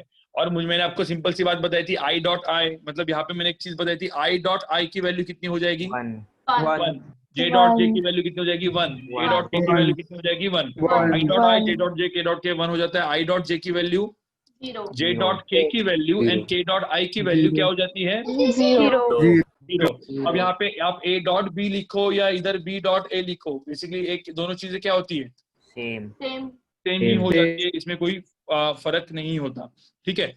अब ये होने के बाद इसके अलग अलग एप्लीकेशन में फर्स्ट एप्लीकेशन आ जाता है कॉस थीटा। कोई भी वेक्टर के अंदर का एंगल फाइंड आउट करना है, कोई भी वेक्टर के बीच का एंगल फाइंड आउट करना है, विधि का रिकॉर्डिंग देख लेना। A vector dot B vector है, एंगल फाइंड आउट करना है तो क्या करते हैं, A dot B divide by क्या, मॉड ए मॉड बी। कोई दिक्कत है इसमें? This how to find angle between two vectors. किसी ने भी बोला कि दो वेक्टर के अंदर का एंगल फाइंड आउट करना है तो मुझे बताओ आप कौन सा मेथड यूज करोगे, डॉट प्रोडक्ट। सिंपल सी बात है, सिंपल, कुछ मतलब आप दिमाग लगाओगे ही नहीं। सेकंड मुझे होता है A vector and B vector दोनों परपेंडिकुलर होते हैं तो what is their dot product, 0 भाई ए डॉट बी की वैल्यू क्या हो जाती है 0। If the vectors are perpendicular their dot product is 0, दिया हुआ है अपन ने। थर्ड, ठीक है, वर्क डन क्या होता है, फोर्स वेक्टर डॉट क्या, डिस्प्लेसमेंट। ये अपने को आने वाला वर्क बायोलॉजी में पढ़ाने वाला हूँ अगले हफ्ते से। अगले हफ्ते में आपका रिवीजन होगा, और रिवीजन मैं काइनेमेटिक्स का रिवीजन कराऊंगा और उसके बाद में वर्क बायोलॉजी पे जंप मारूंगा। और यहाँ पे एक सेकंड चीज है, कौन सा, पावर। क्या होता है पावर, एफ वेक्टर डॉट क्या, वी वेक्टर वेलोसिटी। वेक्टर। तो एफ वेक्टर पावर हो गया, F vector dot V vector work क्या हो गया, F vector dot S vector. कोई दिक्कत है इसमें? No, sir. और एकदम लास्ट में क्या था, प्रोजेक्शन। मतलब जैसे कि एक वेक्टर है, ये दूसरा वेक्टर है, ये मेरा ए वेक्टर है, ये मेरा बी वेक्टर है, ठीक है, या उल्टा करते, ये मेरा ए वेक्टर, क्योंकि हमेशा अपन ऐसे लिखते हैं। अब किसी ने बोला what is projection of vector B, देखा projection of vector B on A, तो अपन क्या करेंगे, किससे कहां से परपेंडिकुलर निकालेंगे, projection of B on A, B से ए पे परपेंडिकुलर। और सपोज एंगल थीटा होगा तो ये इसका लेंथ बी होगा, तो ये लेंथ जो हो जाएगी वो कितनी हो जाएगी, B Because theta. Because theta. ध्यान में रखना, बी कॉस थीटा की जो वैल्यू हो जाएगी वो क्या हो जाएगी, A vector dot B vector divide by क्या, ए मॉड। हाँ भैया ना, मॉड आपको पता है ना ए डॉट बी क्या होता है, mod A mod B cos theta, तो बी कॉस थीटा क्या होगा, A dot B divide by क्या, ए मॉड ए। एकदम बात है। ठीक है, किसी ने बोला projection of vector A on B होगा तो ए से परपेंडिकुलर ड्रॉ करेंगे बी पे, तो इसका आंसर क्या होगा, A cos theta is cos equal to theta. Mod A mod B तो क्या हो जाएगा, A vector B B divide by mod B mod B. याद है कि नहीं ये सब? Yes sir yes sir yes sir. ठीक है, तो अब इसके ऊपर 2 क्वेश्चन कर लेते हैं और फिर अपन क्रॉस प्रोडक्ट पे जाते हैं। ठीक है, ये सब कुछ तो एकदम बकवास सी चीजें फटाफट हो जाएगी तुम्हारी। ठीक है, चलो एक काम करो, ये चाहिए तो इसका भी एक स्क्रीनशॉट तुम लोग लेके रख सकते हो। वैसे स्क्रीनशॉट लेने की जरूरत नहीं है वैसे ना, ये तो किया ही है बहुत अपन ने।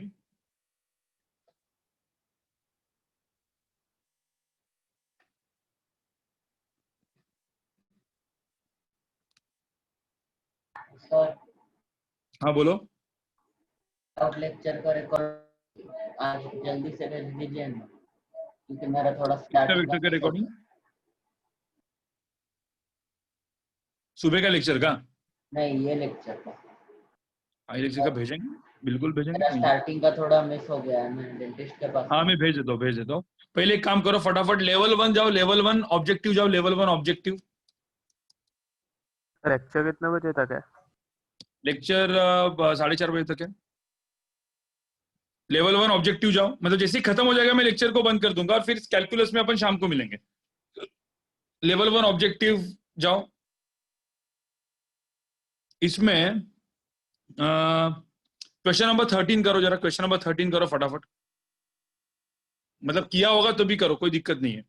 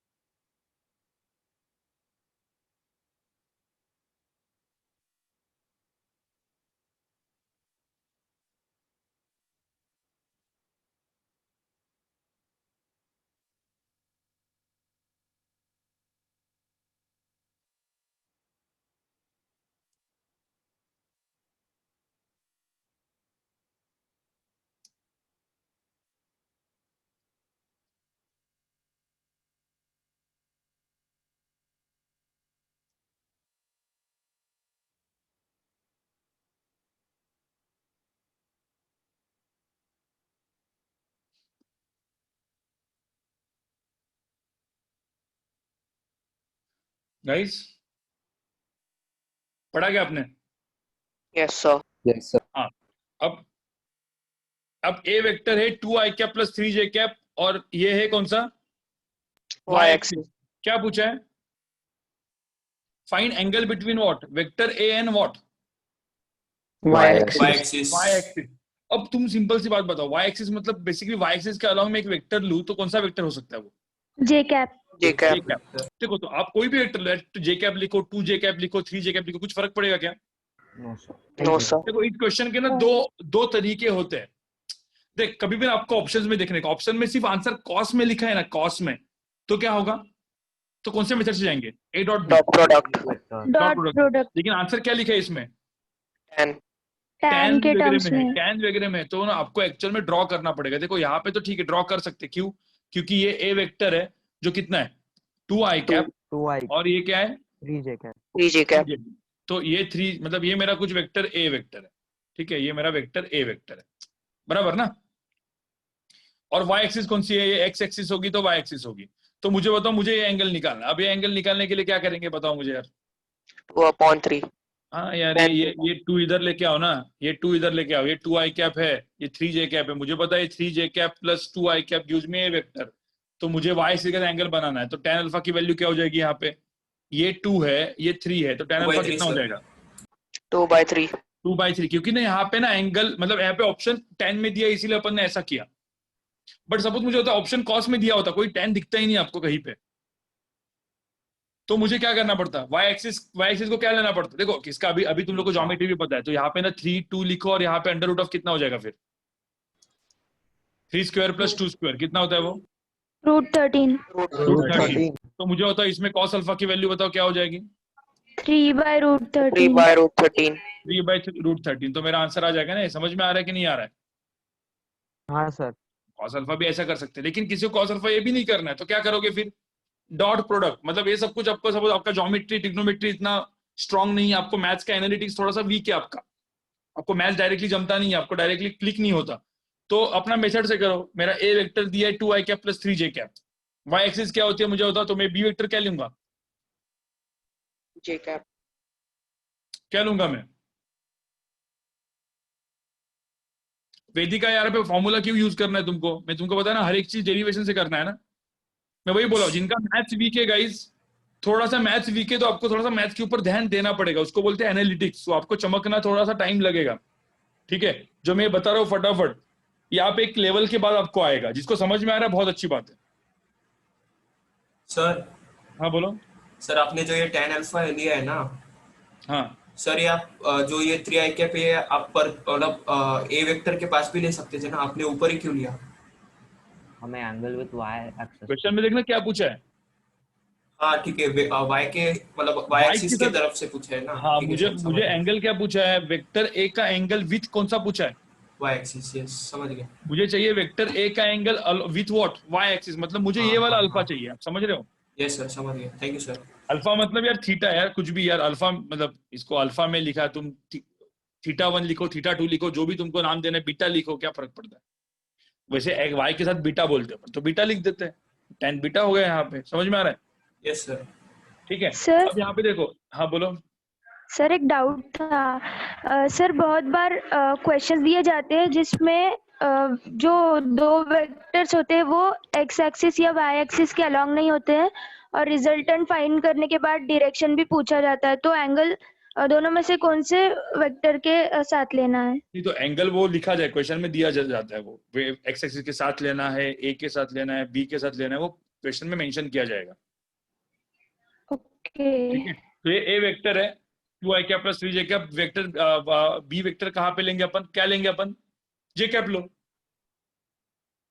मुझे क्या बनाना है? मुझे किसका एंगल ढूंढना है मुझे बताओ।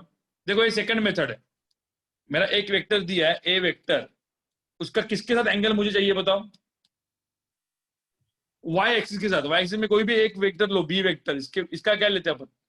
जे। तो मुझे बताओ what is cos theta, what is angle between two vectors A and B, क्या लिखते हैं अपन? A dot B divide by mod A mod B. A dot B अपन करेंगे तो आपको पता ना, सिर्फ जे का टर्म बच रहा है। कितना है जे का टर्म? आया तो है ही नहीं यहाँ पे, 3। और मॉड ए की वैल्यू कितनी है? व्हाट इज मॉड ए?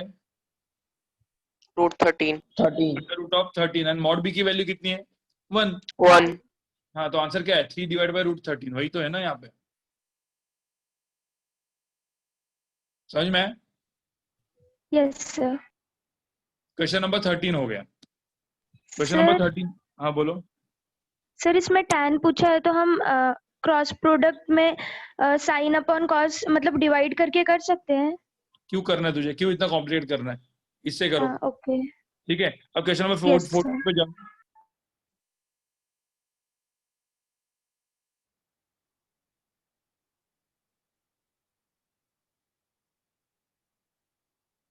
एक काम करो, क्वेश्चन नंबर 19 करो जरा। क्वेश्चन नंबर 19 बताओ, इसी में क्वेश्चन नंबर 19 बताओ।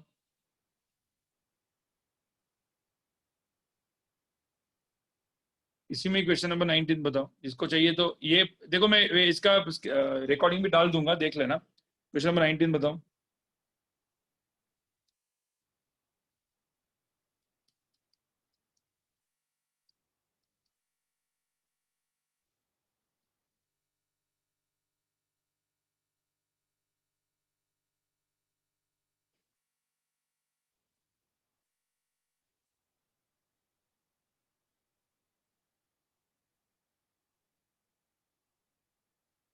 गाइस डायरेक्ट है ना इसमें? हाँ सर। What is cos theta? cos theta क्या हो जाएगा यहाँ पे? A vector dot B vector divide by क्या? Mod A mod B. Mod A mod B. खत्म। तो ए डॉट बी की वैल्यू यहाँ पे क्या बचेगी? सिर्फ जे के टर्म बचेगा ना। 1। हाँ 1, तो ए मतलब न्यूमरेटर में 1 मॉड ए √2 और मॉड बी भी क्या √2 √2, तो आंसर क्या आएगा 1/2 1/2 √2 1/2 √2 इंटू √2 इज 1/2, तो cos थीटा की वैल्यू कितनी आ जाएगी आप 60. समझ में आ रहा है तुमको ये क्या क्या हुआ हाँ इसमें? सर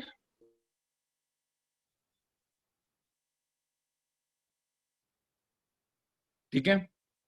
यस अब सर मुझे एक बात बताओ, projection of vector on some vector कैसे निकालते हैं हम लोग? प्रोजेक्शन ऑन वेक्टर, सपोज मैंने ऐसा बोला, एक ठीक है, एक काम करता हूं मैं, एक जस्ट क्वेश्चन तुमको मैं देता हूँ, 20 नहीं, मैं कौन सा भी क्वेश्चन देता हूँ। मेरा एक ए वेक्टर है जी which is i cap plus 2j cap plus k cap, and मेरा बी वेक्टर है विच इज लेट्स से एक मिनट में एक वेक्टर देता हूं, रुको एक मिनट, मेरा एक ए वेक्टर है, सुनो, ए वेक्टर है जो है 3i cap plus j cap plus 2k cap, ठीक है, और मेरा एक बी वेक्टर है which is i cap plus j cap. तो मुझे बताओ what is angle between this two vectors, और नहीं, और ऐसा बोलो फाइंड प्रोजेक्शन ऑफ, ऐसा नहीं, फाइंड प्रोजेक्शन ऑफ, ये कुछ एंगल तो होगा ही, मुझे पता नहीं है, फाइंड प्रोजेक्शन ऑफ, सुनो यहाँ पे, projection of A on B, निकालो जरा, इस वेक्टर का इस वेक्टर के ऊपर प्रोजेक्शन चाहिए, क्या होगा आंसर?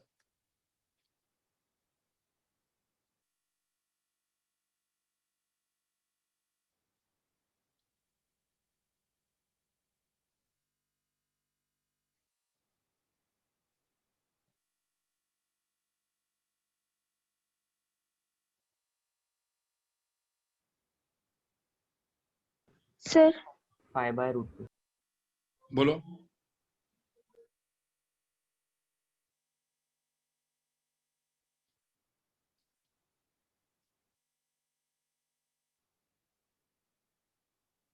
सर वो एक बार ऊपर का समझाओ ना, वो a इंटू बी 1 कैसे हुआ? ए डॉट बी 1 कैसे हुआ? सर भाई भूल गया क्या? सब मेथड भूल गया? ए वेक्टर क्या होता है? 2i cap plus 3j cap plus, suppose मैंने 2k कैप लिया, बी वेक्टर लिया मैंने i cap plus j cap, just मैं ऐसे ही पहले इधर का बता रहा हूँ तुझे, और मुझे बताओ इसमें a डॉट बी करना है, तो what is a dot B guys? इसमें क्या करते हैं तुम लोग? सारे i के टर्म्स i डॉट i 2 हो जाता है, 3 डॉट 3, ये 2 हो गया, ये 3 हो गया, और क्या हो गया बताओ मुझे? 0. ये चीज 0 हो गई।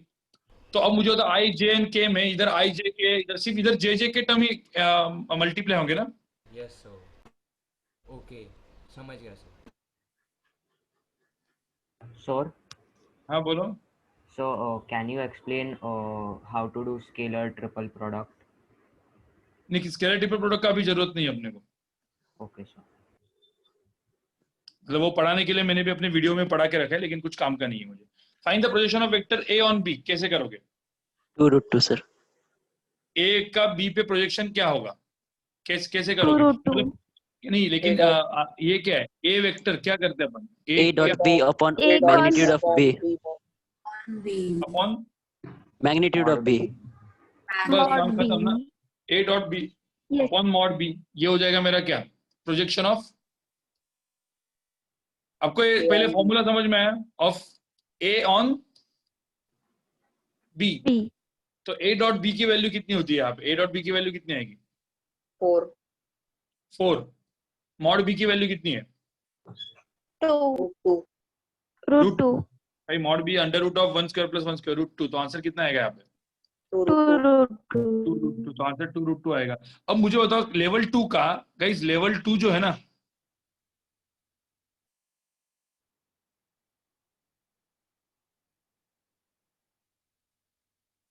लेवल 2 का क्वेश्चन नंबर जो 14 है वो देखो जरा,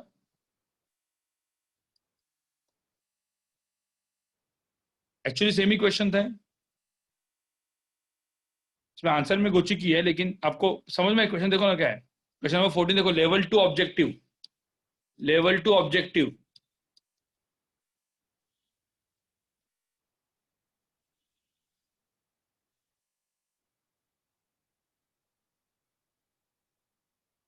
इसी टाइप का क्वेश्चन है।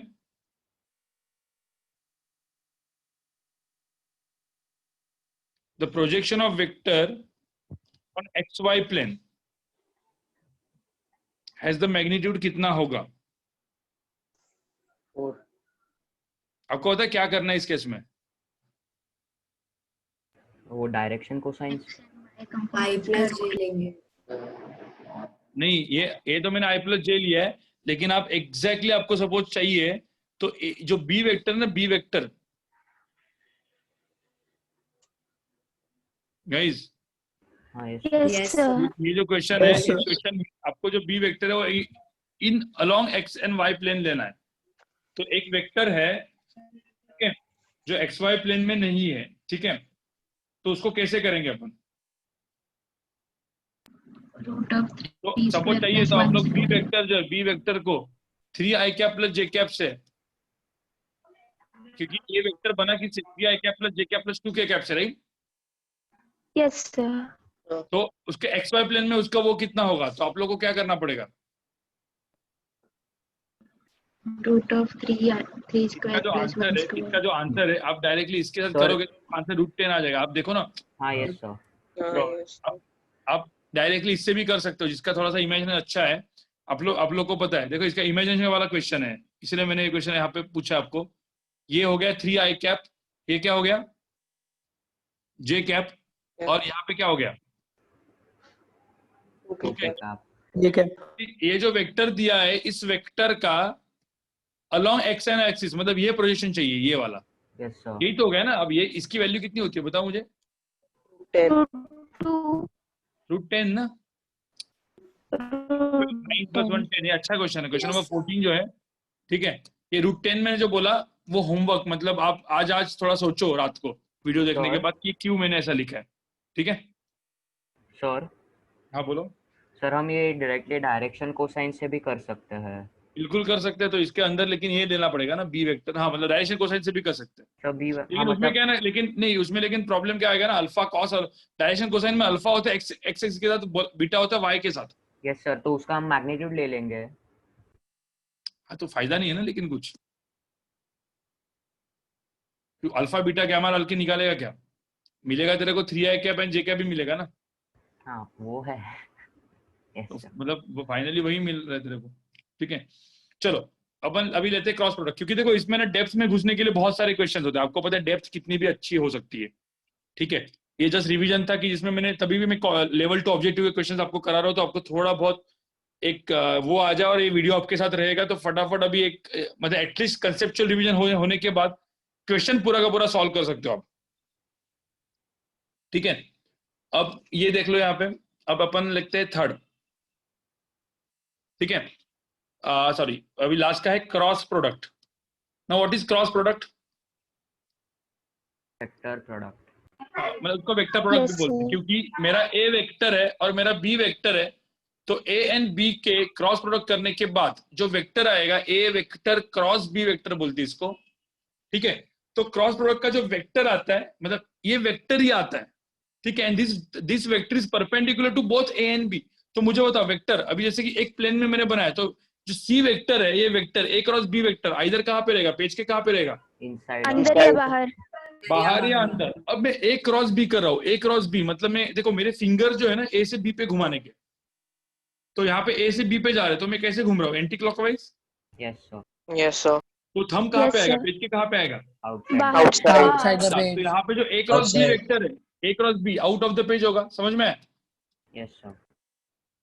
और सपोज मैंने बोला इसी में बी क्रॉस है, तो मुझे होता है बी क्रॉस ए वेक्टर कहाँ पे आएगा? Inside. Inside Inside the the page. हाँ तो बी से एंटी मतलब क्लॉकवाइज है, क्लॉकवाइज मतलब इनसाइड द पेज, तो बी क्रॉस ए वेक्टर कहाँ पे आएगा? Inside the page. तो मुझे एक बताओ, ये दोनों वेक्टर इक्वल है क्या?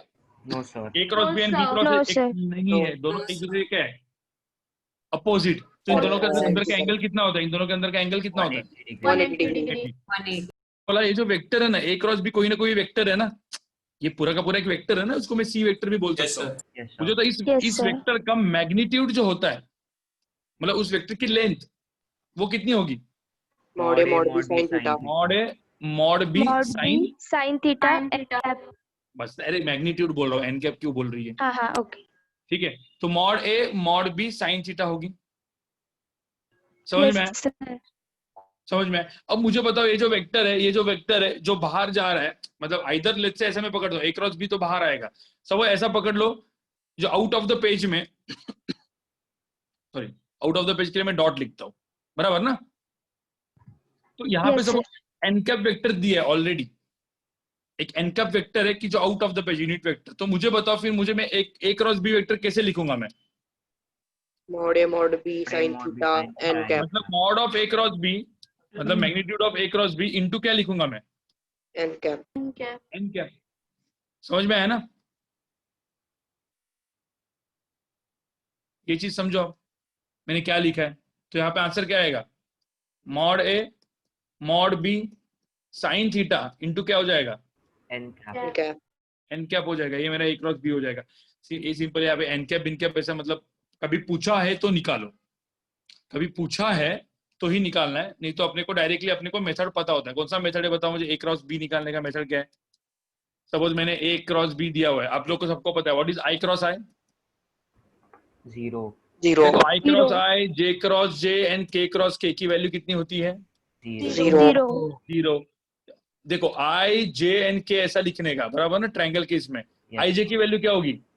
k के। तो आई क्रॉस जे क्या होगा? के होगा। जे क्रॉस के क्या होगा? I के क्रॉस आई क्या होगा? J जे। कोई भी उल्टा होगा तो माइनस होगा। समझ में आया? yes sir आई जे के आई एंड के आई जे। जे आई की वैल्यू क्या होगी? माइनस के जे की वैल्यू क्या होगी? माइनस minus I माइनस इतना चीज ध्यान में रखना, ठीक है? अब ये चीज करने के बाद अपने को एक मेथड होती है, वो मेथड डिटरमिनेंट मेथड मैं आपको बता के रखता हूँ, मतलब आपको काम आ जाएगा, फिर अपन खत्म कर लेते हैं और फिर अपन मिलते हैं वापस 7:30 बजे। तो ए वेक्टर दिया है मैंने यहाँ पे एक बी वेक्टर दिया है लेट्स से ऐसा, ठीक है? और बोला है कि गाइस ए क्रॉस बी कितना होगा, ठीक है? ए क्रॉस बी की वैल्यू कितनी होगी, मतलब ए क्रॉस बी कितना मैग्नीट्यूड, ए क्रॉस बी का मैग्नीट्यूड पूछा है,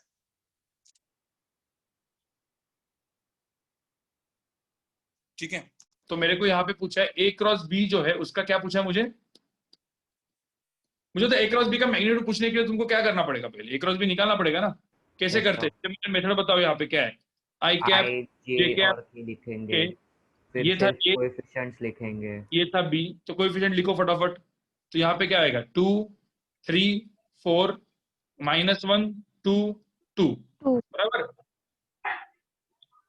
यस सर। बताओ यहाँ पे ए क्रॉस बी क्या होगा? पहले मैं क्या करता हूँ?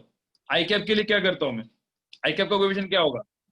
आई कैप के लिए ये रो गया, ये मतलब ये रो O2 I वाला कॉलम 6 -8 -2 6 minus 8 कितना जाएगा? -2 जे कैप के लिए क्या करेंगे? ये वाला कॉलम गया, तो ये 2 × 2 कितना हो गया? 4 माइनस +8 -1 मतलब -4, मतलब कितना जाएगा यहाँ पे? 4 -4 कितना? +8 उसको माइनस करना होगा।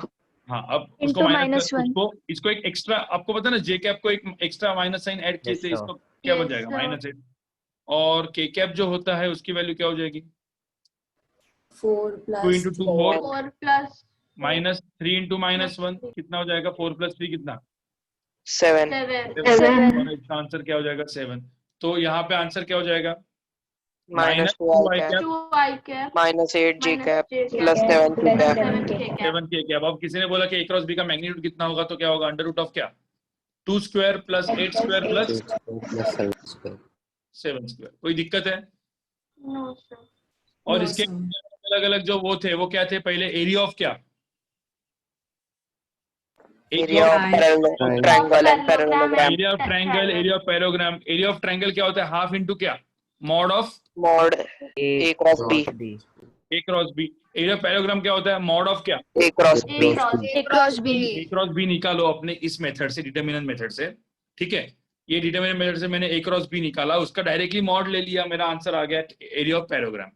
ट्रायंगल के लिए हाफ ऑफ दिस करो। समझ में आया? yes sir yes sir. मतलब तुमको ये भी रिवीजन हुई गया ना, मतलब इसमें तो कुछ था नहीं एक्चुअली, ठीक है?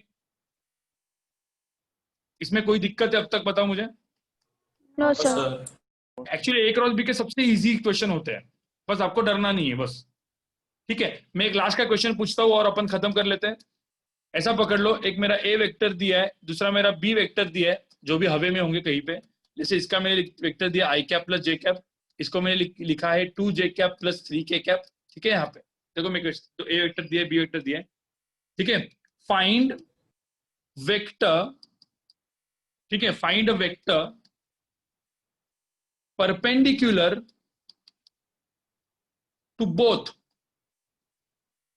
ए एंड बी, समझा? एंड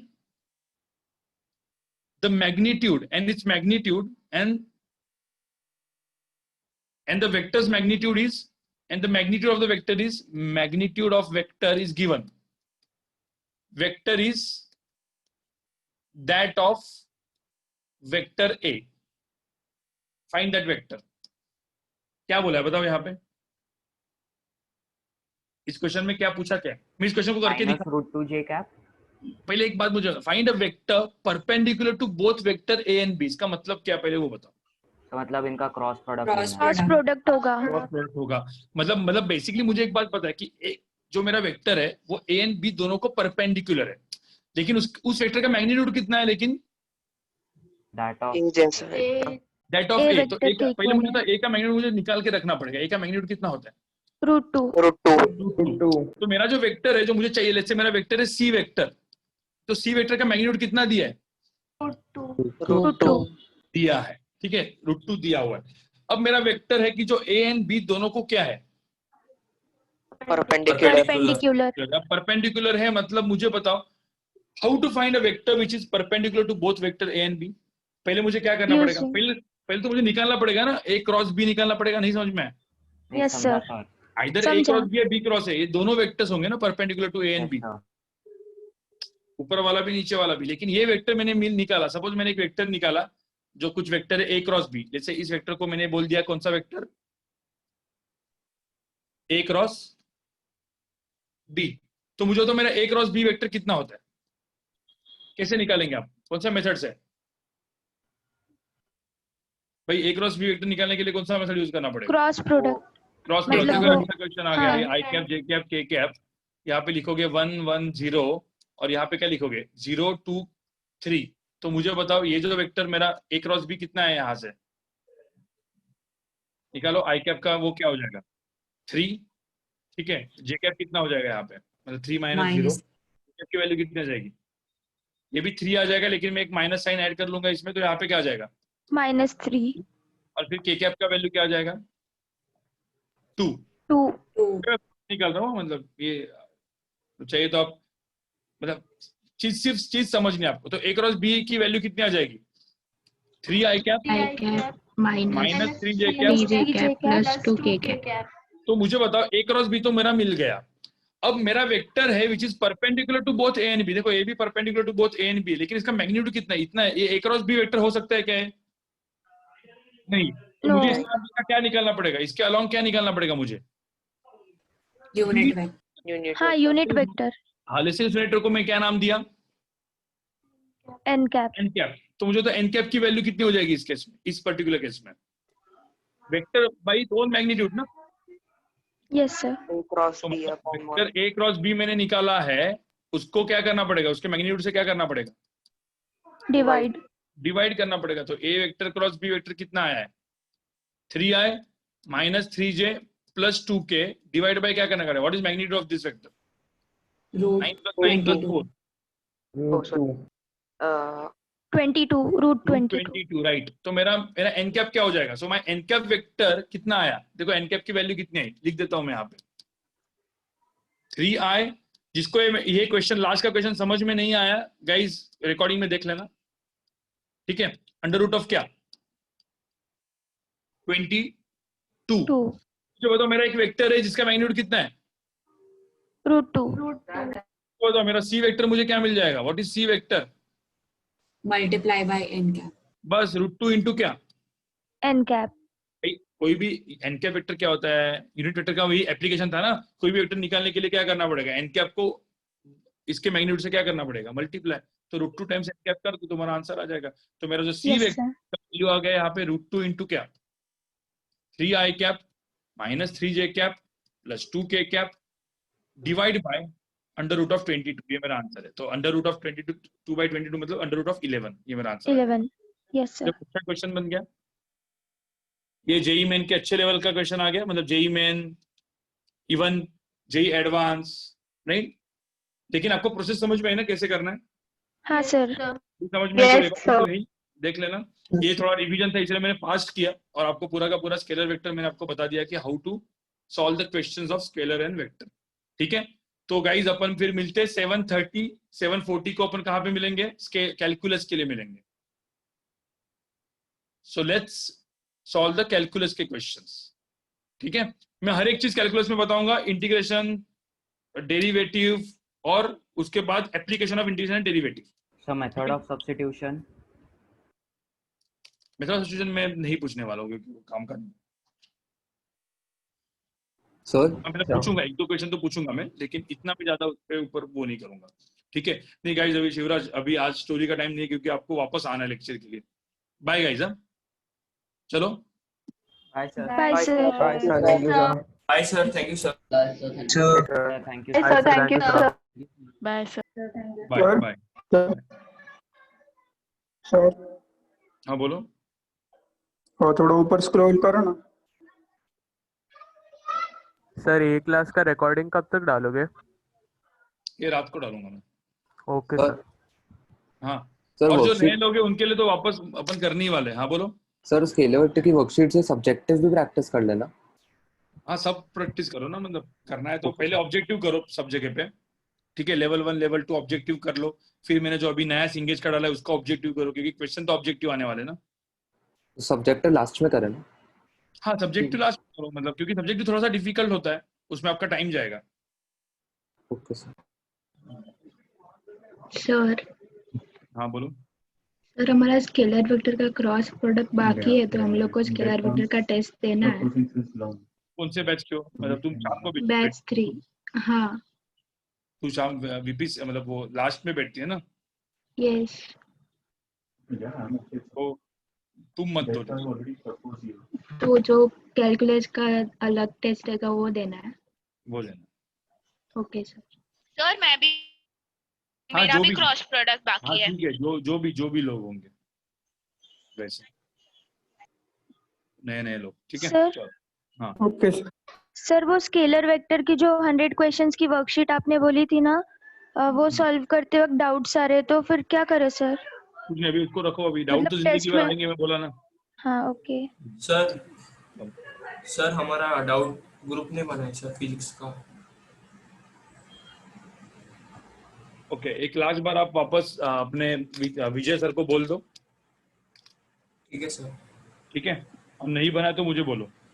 चलेगा सर।